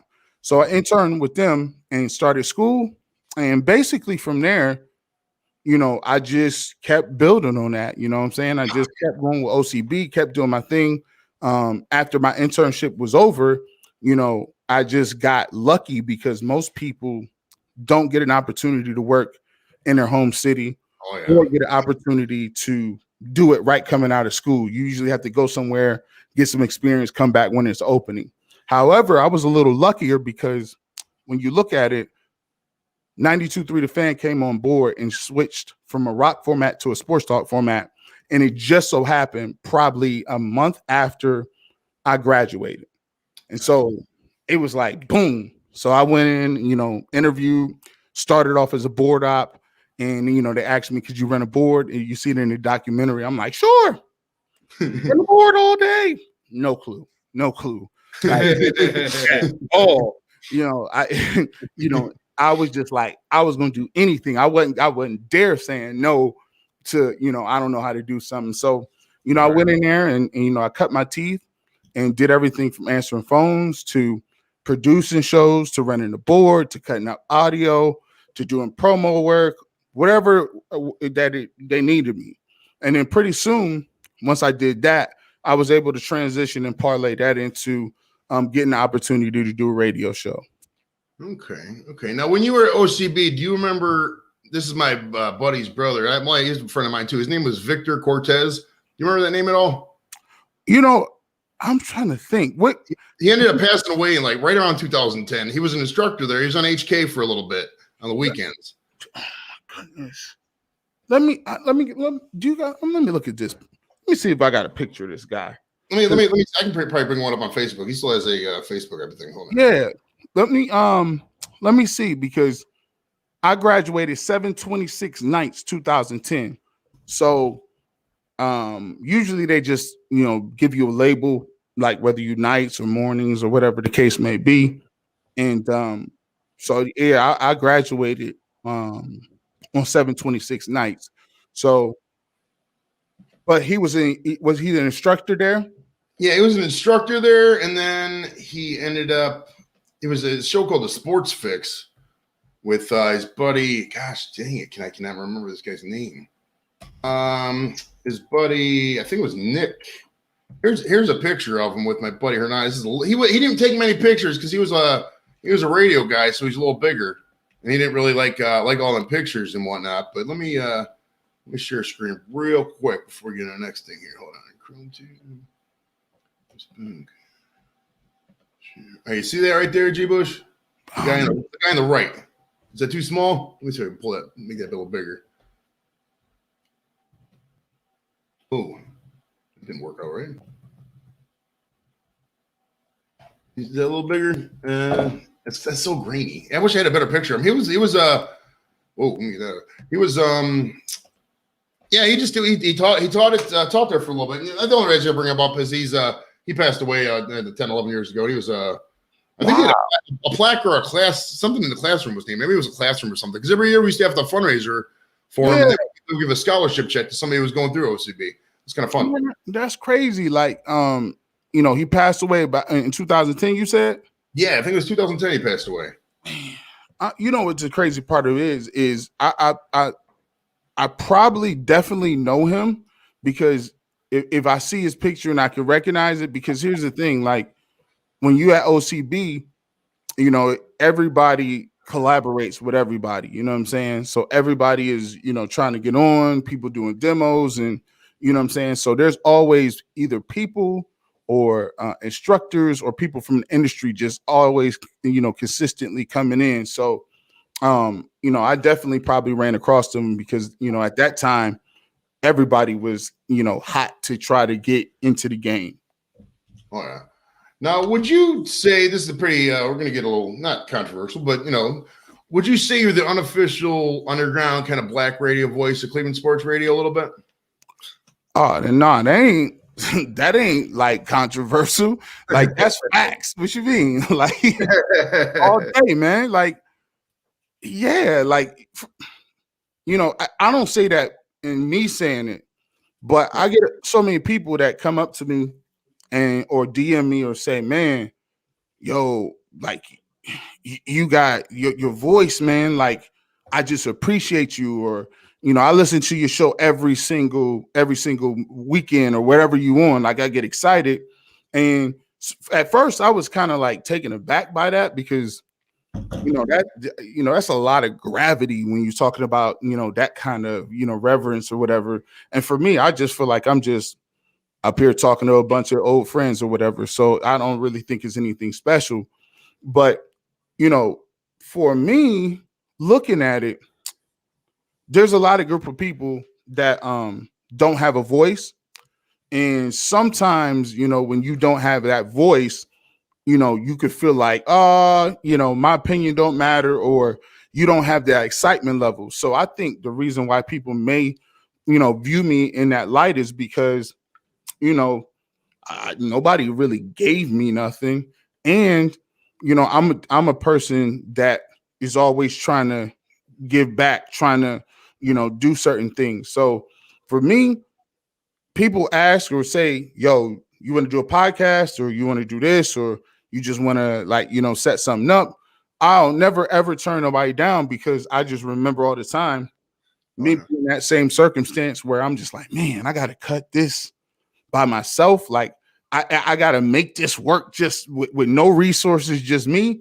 And so, I told myself, if I ever got on, like, I just wouldn't become some like diva guy that just like, oh no, I'm not going on a name podcast. What are you talking about? I shall stop in that pause.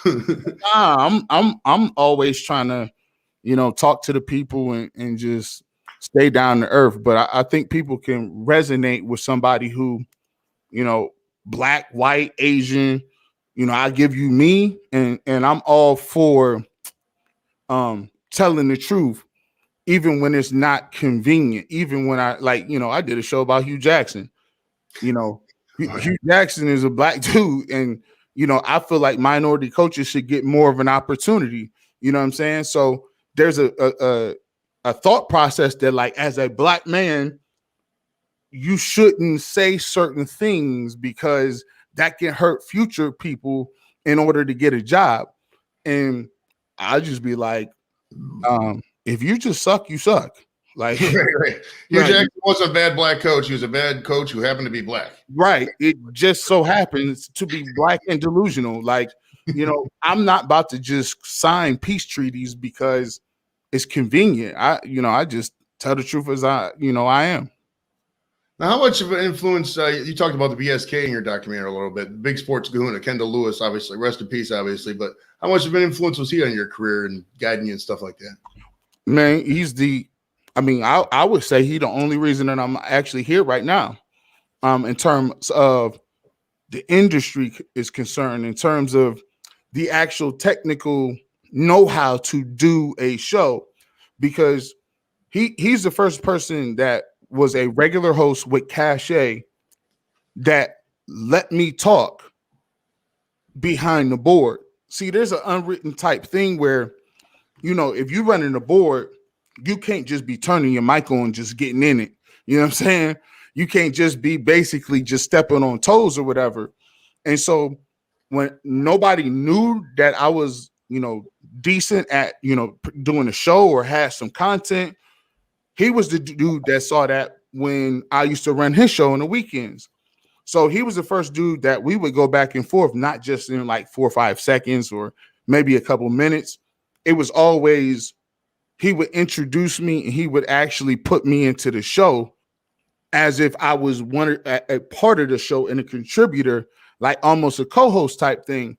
Right. And, he definitely didn't have to do that. There was times where even the program director, like, bro, you let him talk too much. You know what I'm saying? Like, this your show. You let him talk. You let him get his money off too much. But I totally, love him for that and respect him for that, because me growing up, I didn't, he was the dude, like in terms of what sports talk was and how he was moving and his style. And his knowledge base, and I grew up listening to him. So for him to take time to like kind of, mold me, give me little tips, and I always tell people that he would basically call me and he would have me do a show. He would basically call me and say, all right, if you want to do a great show, you got to learn how to be conversational. So in the event that you don't have no guests, you could talk for 4 hours and people will be engaged because you're talking with them in a way that it makes it seem like you guys are just old friends talking. And so he used to have me go off on these little topics, and he would sometimes wait 15, 20 minutes. And then he would stop me and he would say, okay, well, you see what you did right there.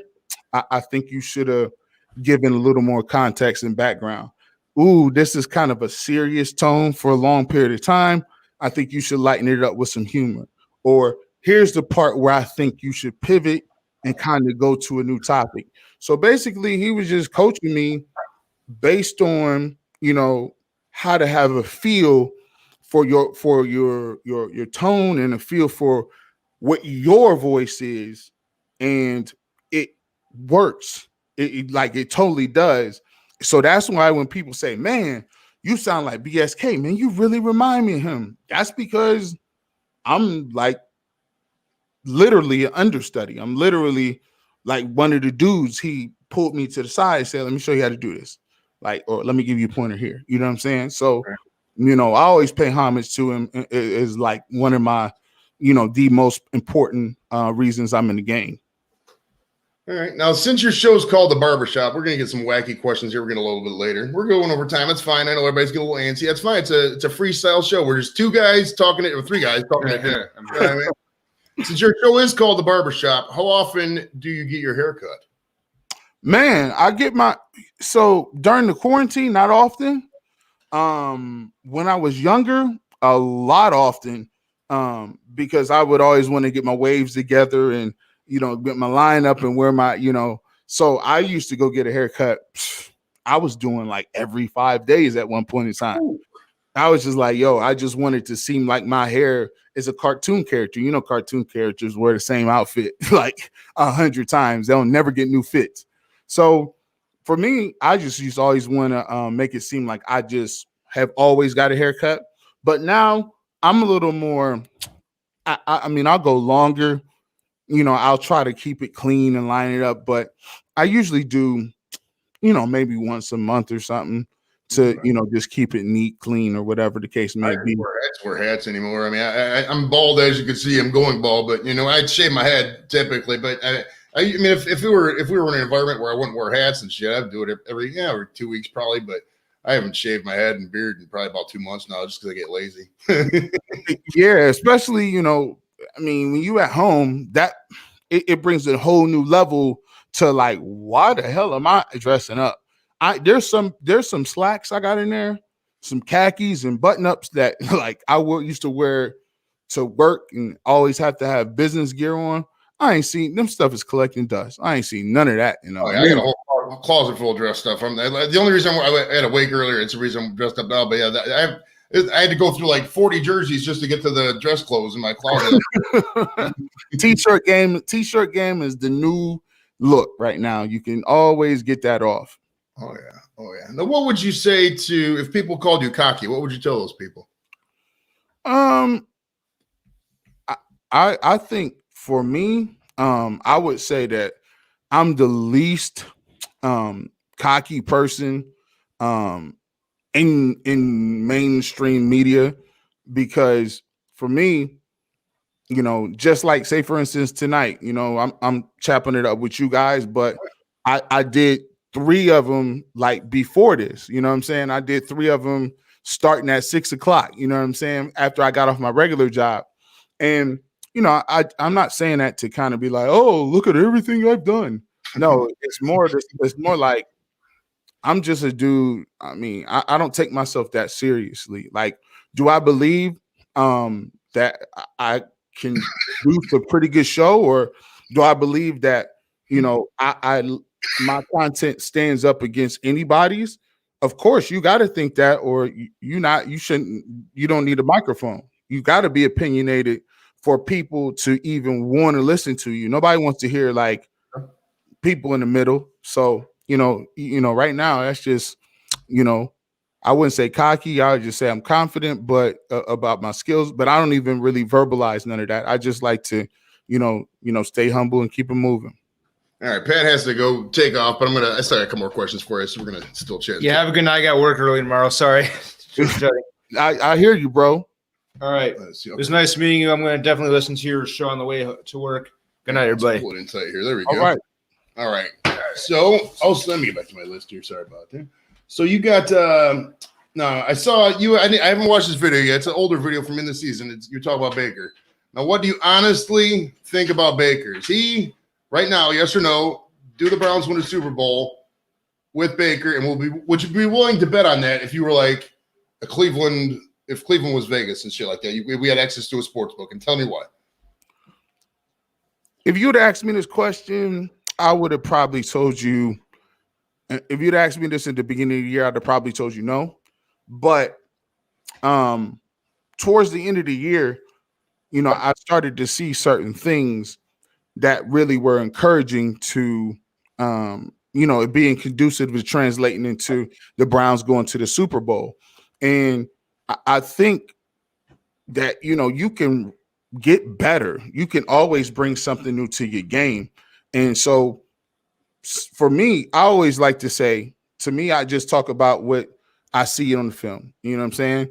And so when I go back to the all 22 or whatnot, and I see certain things, I'll base my opinion off that.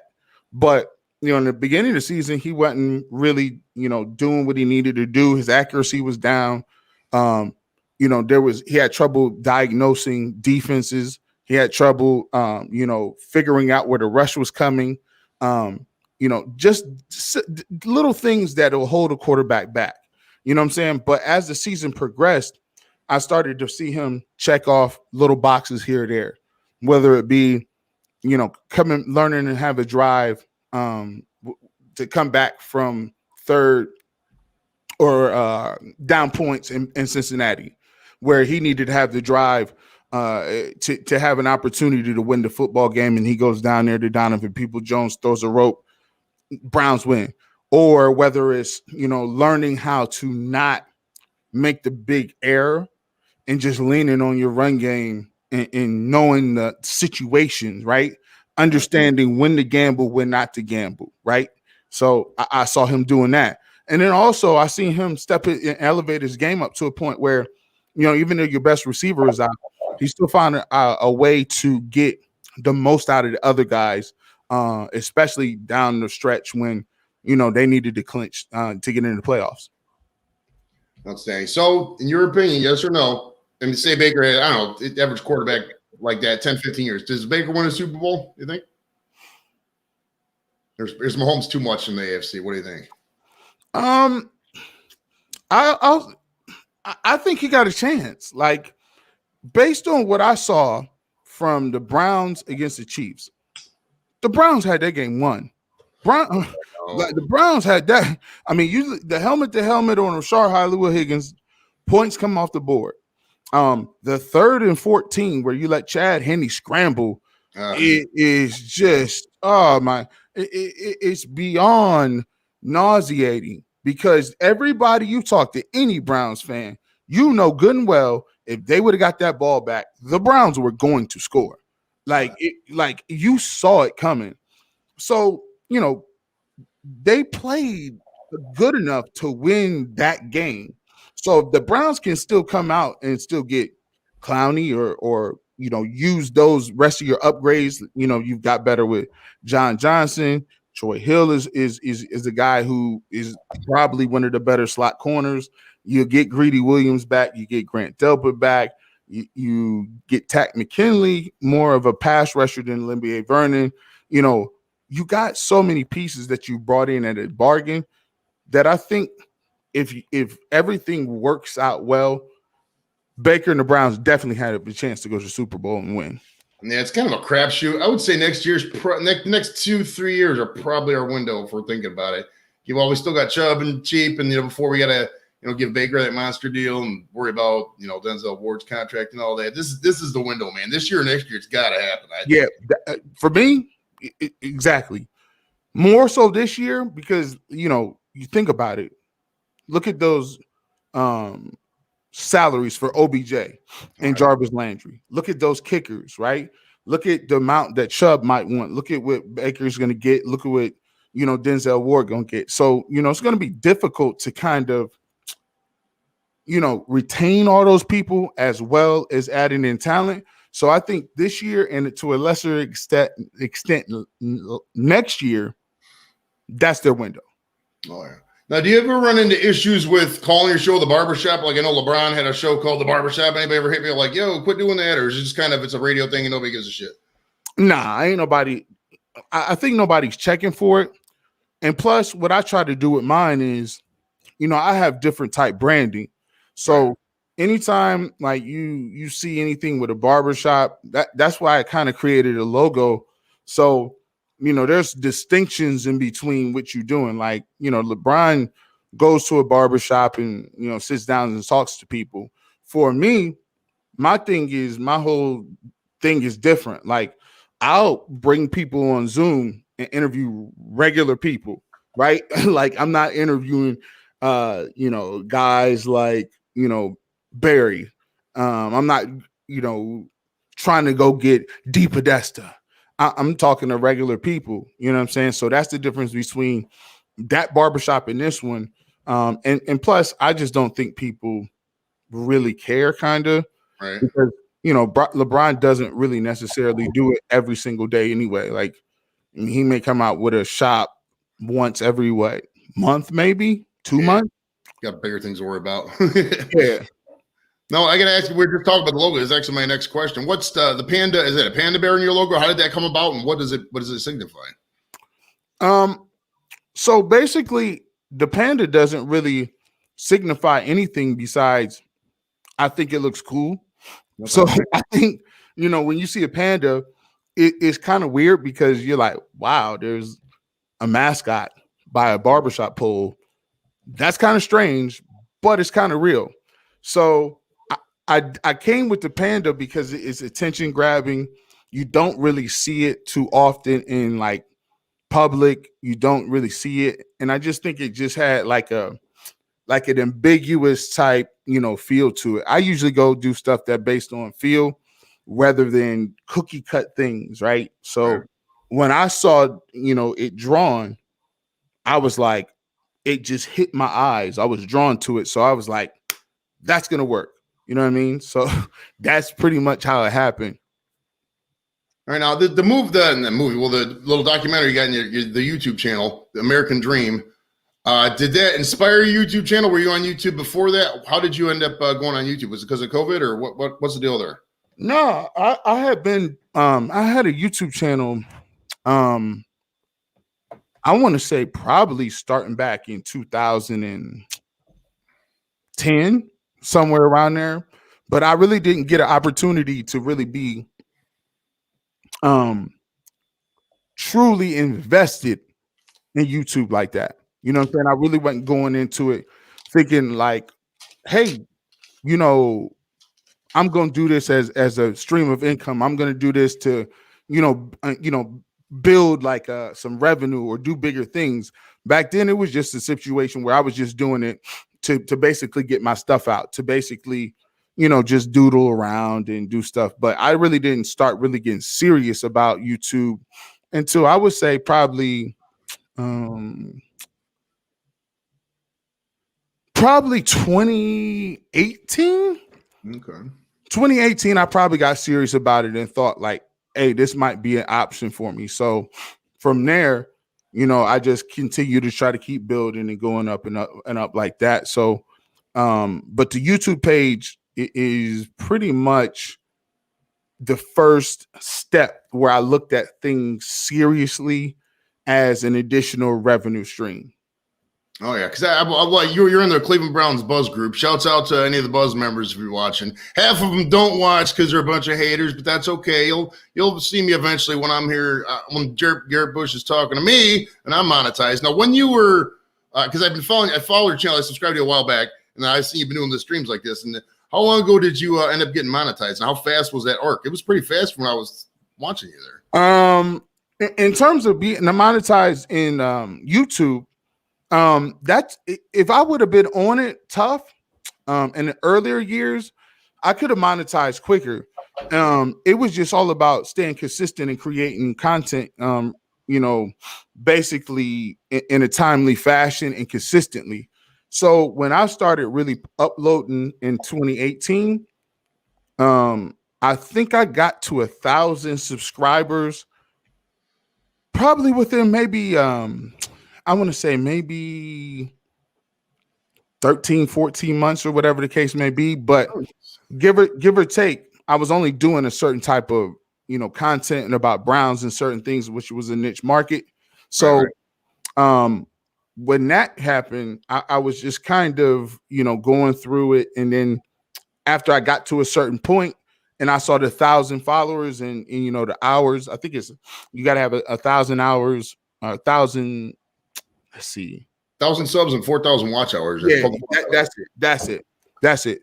So yeah, when I did that, it was all downhill after that. After I got the first, 1,000. First 1,000 is the hardest, you know what I'm saying, when you're trying to cut your teeth, you know what I'm saying? But the longer your content is and the more you can keep them interested, the hours don't seem to be that much, you know what I'm saying? Right. Well, I mean, it's kind of proportional. Like I've noticed my channel, like you watch the little meter and stuff. Oh, by the way, take this time, subscribe to Garrett Bush on YouTube as well. Subscribe to my channel. Click subscribe if you haven't already. I'm sure at this point everybody's subscribed. But yeah, it's you follow that meter. It kind of grows proportionally. And subscribers is like, I mean, that's the hardest part because when you're first starting, because you got to pretty much ask everybody to sub personally because you try advertising and you try putting it on your Facebook and they just bury it. So it is what that. It's just a growth pattern. Did you think it was going to blow up? I mean, were you happy with not blow up per se, I guess, but were you happy with the growth pattern once you did get monetized there? Or you wish you would have kind of done that earlier, knowing what you know now? No. I think when you're doing YouTube, everything is a journey. Everything is, trial and error. Every time you do it, you get better. You know what I'm saying? Every time you continue to put work and material out and you continue to critique it, you have that opportunity to get better at it. You have it to sharpen your sword, so to speak. So even if you don't in the beginning see the level of success that you want, you have to fight the urge to get down and be upset, and then really go look at other people's content and be like, why that person got these views? Why that person got these views? Why can't I get them views? And instead of you just concentrating on your content and doing the best that you can do, that's what you can do. And if you did your best, and if you really put your energy and effort into your craft, the views will come. You just have to, basically stick to your guns and still be consistent so that you can just continue to like build and grow and hit the goal. Now, did you miss being in studio? I had Dan Mennigan on last week, and we asked him that. And the YouTube thing, obviously, you can, there's only so much you can sit in front of a computer before you get stir crazy. I seen, in your documentary, you were on a lot of tailgates and just hitting people up, and you're very people friendly. You're like me. We walk into a room, everybody's gonna know who we are, that kind of shit. Did you miss being in the studio? And I mean, how much do you miss being in the studio? Would you say? At first I did a little bit because I didn't have the technology that I needed. So I was just doing my show off the phone. So basically, since I was doing it off the phone, I didn't have the level of quality as far as the sound went. So basically what I did is just upgrade my situation, upgrade the apparatus that, they sent us to do our streaming from home. So I took that upon myself to basically upgrade that so that I would be able to use my microphone and different things like that. And so now my quality is just, is comparable to what I could probably have at this radio station. I think one of the things that I do miss about the station is the fact that when you are in that environment of the radio station, it's a different level of excitement, a different level of thought process and different things like that. So you really can get into a zone there because it's like you in the booth. You know what I'm saying? You get those endorphins rolling. Right. At home, you got to always continue to tell yourself to make sure your energy is good, to make sure you continuously, bring in, the elements and not getting complacent in what you're doing, to keep that same level of sound. Oh yeah. Now, before we get out of here, I know on your show you like the top 5 list. Now, originally when I started the show, we were going to do this thing called 6-pack blast because I'm weird and I want to be different. So, but it never really came to fruition because I'm a total pothead and I forget half my segments. But I'm going to hit you with some. I got about 9 questions here. Real quick, we're going to go over some of these. And you're a smart dude. You got a 3.8 GPA. You said in the interview or the documentaries. You're smart. You can get some of these. Let's see. Who's your top 6 non-LeBron Cavs players? Non-LeBron, I would say Kyrie, Big Z, who I would say Mark Price. Good one. I would say Ron Harper. That was at 3. That's 4. You got 4. You got 2 more. 4. You can go Larry Nance. And I got one more. I'm trying to think. I got one on the tip of my tongue. If you don't say it, I'm gonna ask you why you didn't. What, Kevin Love? No, Kevin Love, man. Kevin Love is be borderline. I'm thinking about Sean Kemp. You think Sean Kemp would make that list? You know what? Sean Kemp has some years here. I think only reason I didn't mention him is just because he was only here for a short stint. And there's like, if you say Sean Kemp was here for a couple years or whatnot, you can also look at other people like, it may sound crazy, but I mean, Tristan Thompson is really like on a lot of lists as far as rebounding it goes, and just playing defense or whatever. But if I had to give me one more person, who I would say Austin Carr. Good one, Mr. Cavalier. Yeah. Great player. Great player. Notre Dame, another Ohioan, just like us, man. Just stayed in Ohio their whole lives. Well, besides Notre Dame, obviously. Yeah. What was the top 6 Cleveland calendar sports years in your life that you remember? Obviously, 2016. Number 1, obviously. That's off bat. 2007. Oh yeah. The Browns were 10-6 that year.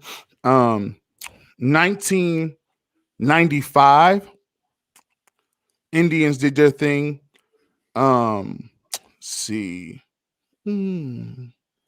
2000 and I think that's 2003. 2003, the Browns made the playoffs.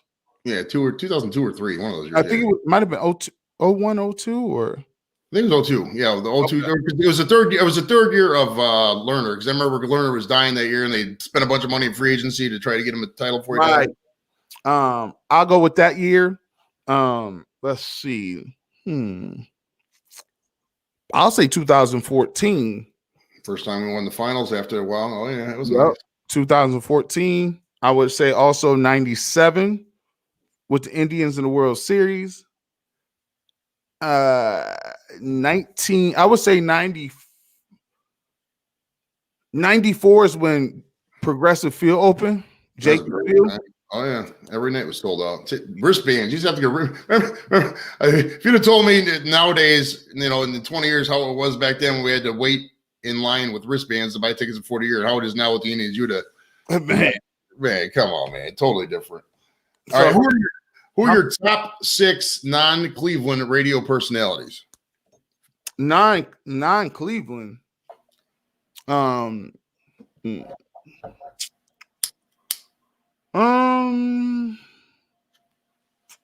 Does it have to be sports?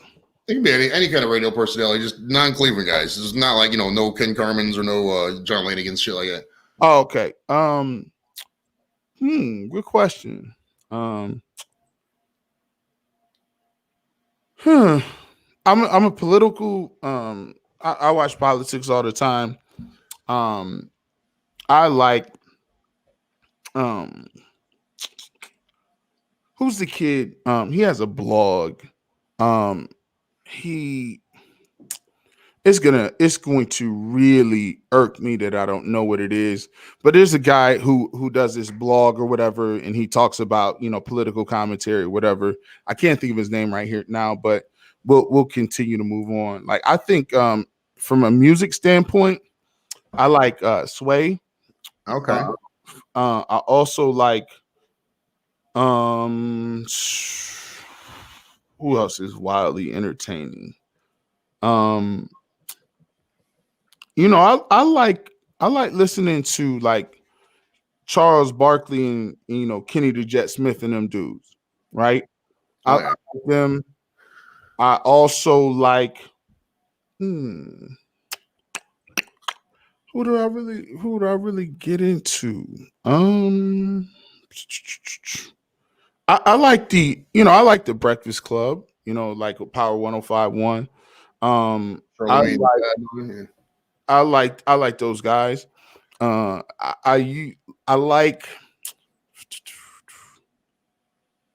I wouldn't mind listening to like Paul Feinbaum. Like I like, what I'm saying, he gives me an insight into that weird culture in the South. Like it's like they're just crazy down there. It's like actually nuts. And who am I missing? Personalities. I like Star. Used to be on Hot 97. I like him, what he brings to the game. And a lot of people think this dude is controversial. But I like Vlad TV. Some people say he the police and be getting people in trouble, but he does a lot of different interviews where I'm like, oh, that was a dope interview. Like he consistently gets top flight interviews. So, I would throw him in there too. Okay. Who are your top favorite or best black baseball players, African American baseball players? Griffey. Oh, I love Griffey. That's why I wear my head backwards to this day because of Ken Griffey Jr. Griffey is one of them dudes. Let's see. Albert Bell, Frank Thomas, Ricky Henderson. Let's see. Oh, give me a second. Who would I say? Ricky Henderson? Yeah. Where we at? That'd be 4, I think. 4. I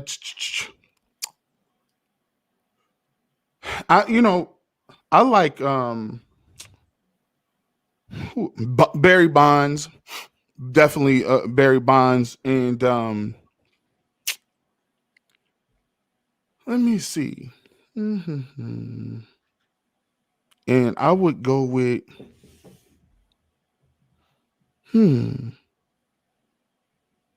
Vlad Guerrero, even though he might be Hispanic. And just because you speak Spanish doesn't mean you can't be black. Yeah, I mean, right. All right. What are your top 6 clothing brands or shoe brands? So, definitely I'm into Nike. I like I like Polo. I like North Face. Real big fan of, I like the NBA issue gear. You know what I'm saying? NFL issue gear. I don't know. It could be anything. If it's authentic NBA, authentic NFL, I'm on it. I like Mitchell and Ness. I love Mitchell and Ness. New Era. New Era is one of my favorites. I got 50, 60 New Era heads. That's a big one. Polo is a big one. I'm not really too crazy into like Louis Vuitton or none of that. Like when I was younger, I used to think that was so dope, but not $1,000 a shirt. I mean, once you see the prices, I mean, pretty much Nautica and Hilfiger and Polo is about the top of the line for us in Cleveland. Anything down there, we're like, we're not gonna pay $600 for a fucking t-shirt. Nah, man. We're not doing that. And plus, in Cleveland, it's about who can be the most blended. Like people take pride in being like, yeah, I'm just a regular guy. I don't have nothing on but a great t-shirt. It's me. Right. Well, who has the greatest shirt from the Cleveland Clothing Company or JB shirt design is pretty much everybody in Cleveland. Right. You know what I'm saying? What are your top 6 vacation spots? You know, I like Jamaica. I'm always a big fan of Orlando. Atlanta.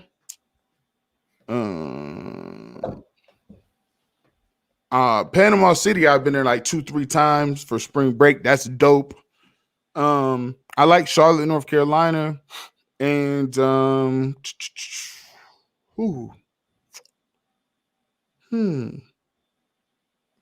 know, I'm a big fan of like anywhere I can just get in the car and go to.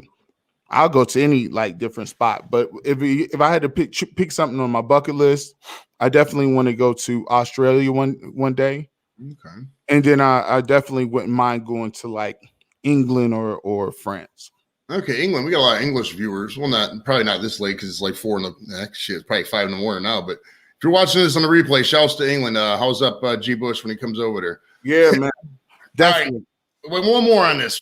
Top 6 reasons. Well, actually, before I ask you this, is there any point where you were envision leaving Cleveland if ESPN, national came to you and say, hey, GBush, we need you to come to, live in, Connecticut and do a show for us and do Sports Center. Would you do that, or you think you're just going to stay here, or are you open to whatever? Man, for me, I'm open. I'm open for whatever. For me, I think this coolest thing in the world would be if I can, find a way to make a really great living covering the teams that I grew up watching and love, rooting for to this day. That's the American dream to me. That's like being able to, not only do something you love that you thought was like not possible, but then to get compensated to still be in the same city and then get to cover those teams. So for me, that would be the optimum situation. But yeah, I definitely have no problem, relocating to do something like that.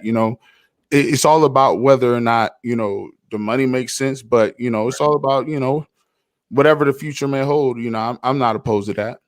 Now, would you going off of that question? What would you say your dream job would be? Would you like to play-by-play for the Browns, take over Jimmy Donovan when we retired? Or what would if I said to you right now, Garrett Bush, 10 years, you're going to be at the pinnacle of your career, where you want to be, where would it be? Doing this, like, being able to, make a living, a good living, basically talking, doing content, going to podcasts and, doing this, for on a full-time basis. Like one of the hard, difficult things is, being in radio for a lot of people is their hobby. It's also their passion, but it's hard for it to be your profession. Right. It doesn't pay none.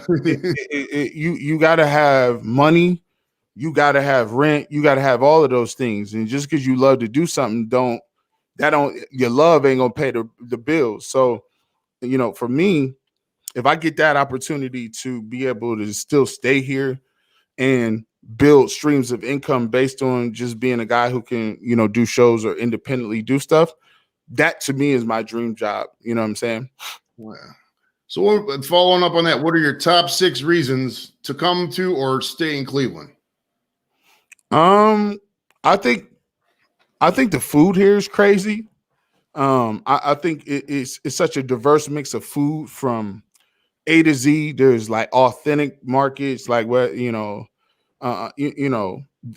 markets and basically all of the different fresh to garden to table type things, the diversity in the cultures.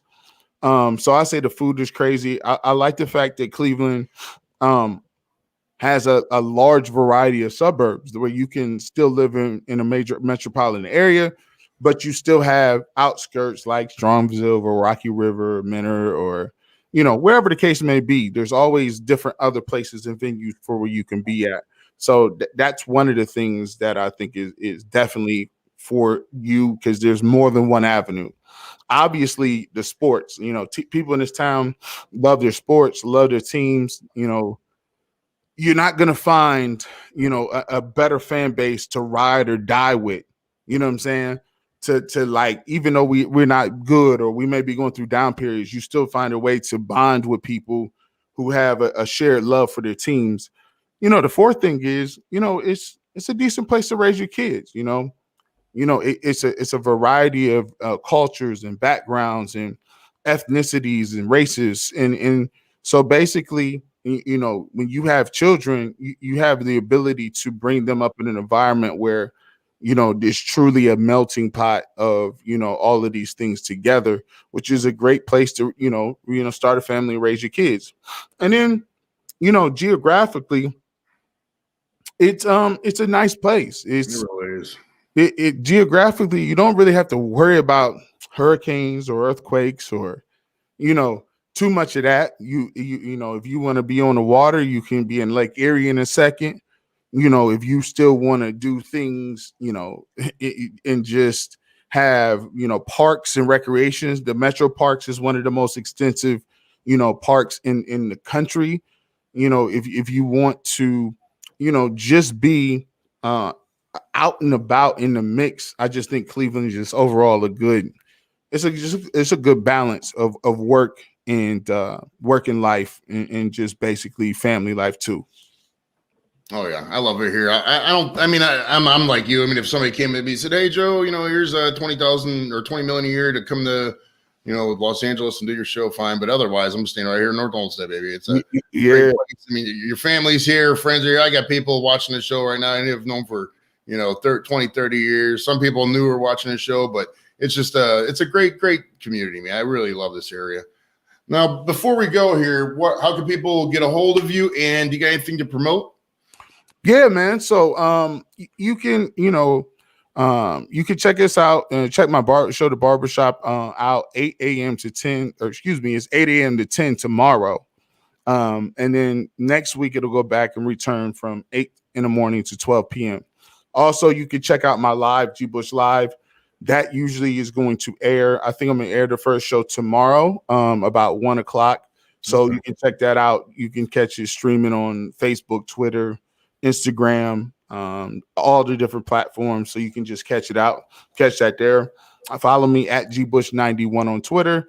And for the radio show, if you do miss the show, you can use the Odyssey app, and you can rewind, the radio, live radio, 24 hours, and you could just check out the show that way. And also check out the YouTube page. You could just search Garrett Bush and all the barbershop videos will come up. So that's where you can find me. Perfectly. Yeah, definitely subscribe to GBush. And for those of you out there, the Odyssey app used to be the radio.com app. It automatically switched on your phone. You didn't have to do anything to it. If you got a Google device or Alexa, it's already switched over. And appreciate you coming out, man. It was a pleasure. Mannequin was fun last week. You were even fun this week, too. Next week, we got John Capellos from the Breakfast Club joining us. I'd like to thank you, man. Appreciate it. And salute, brother. Appreciate you, man. All right. Talk to you guys later. Bye.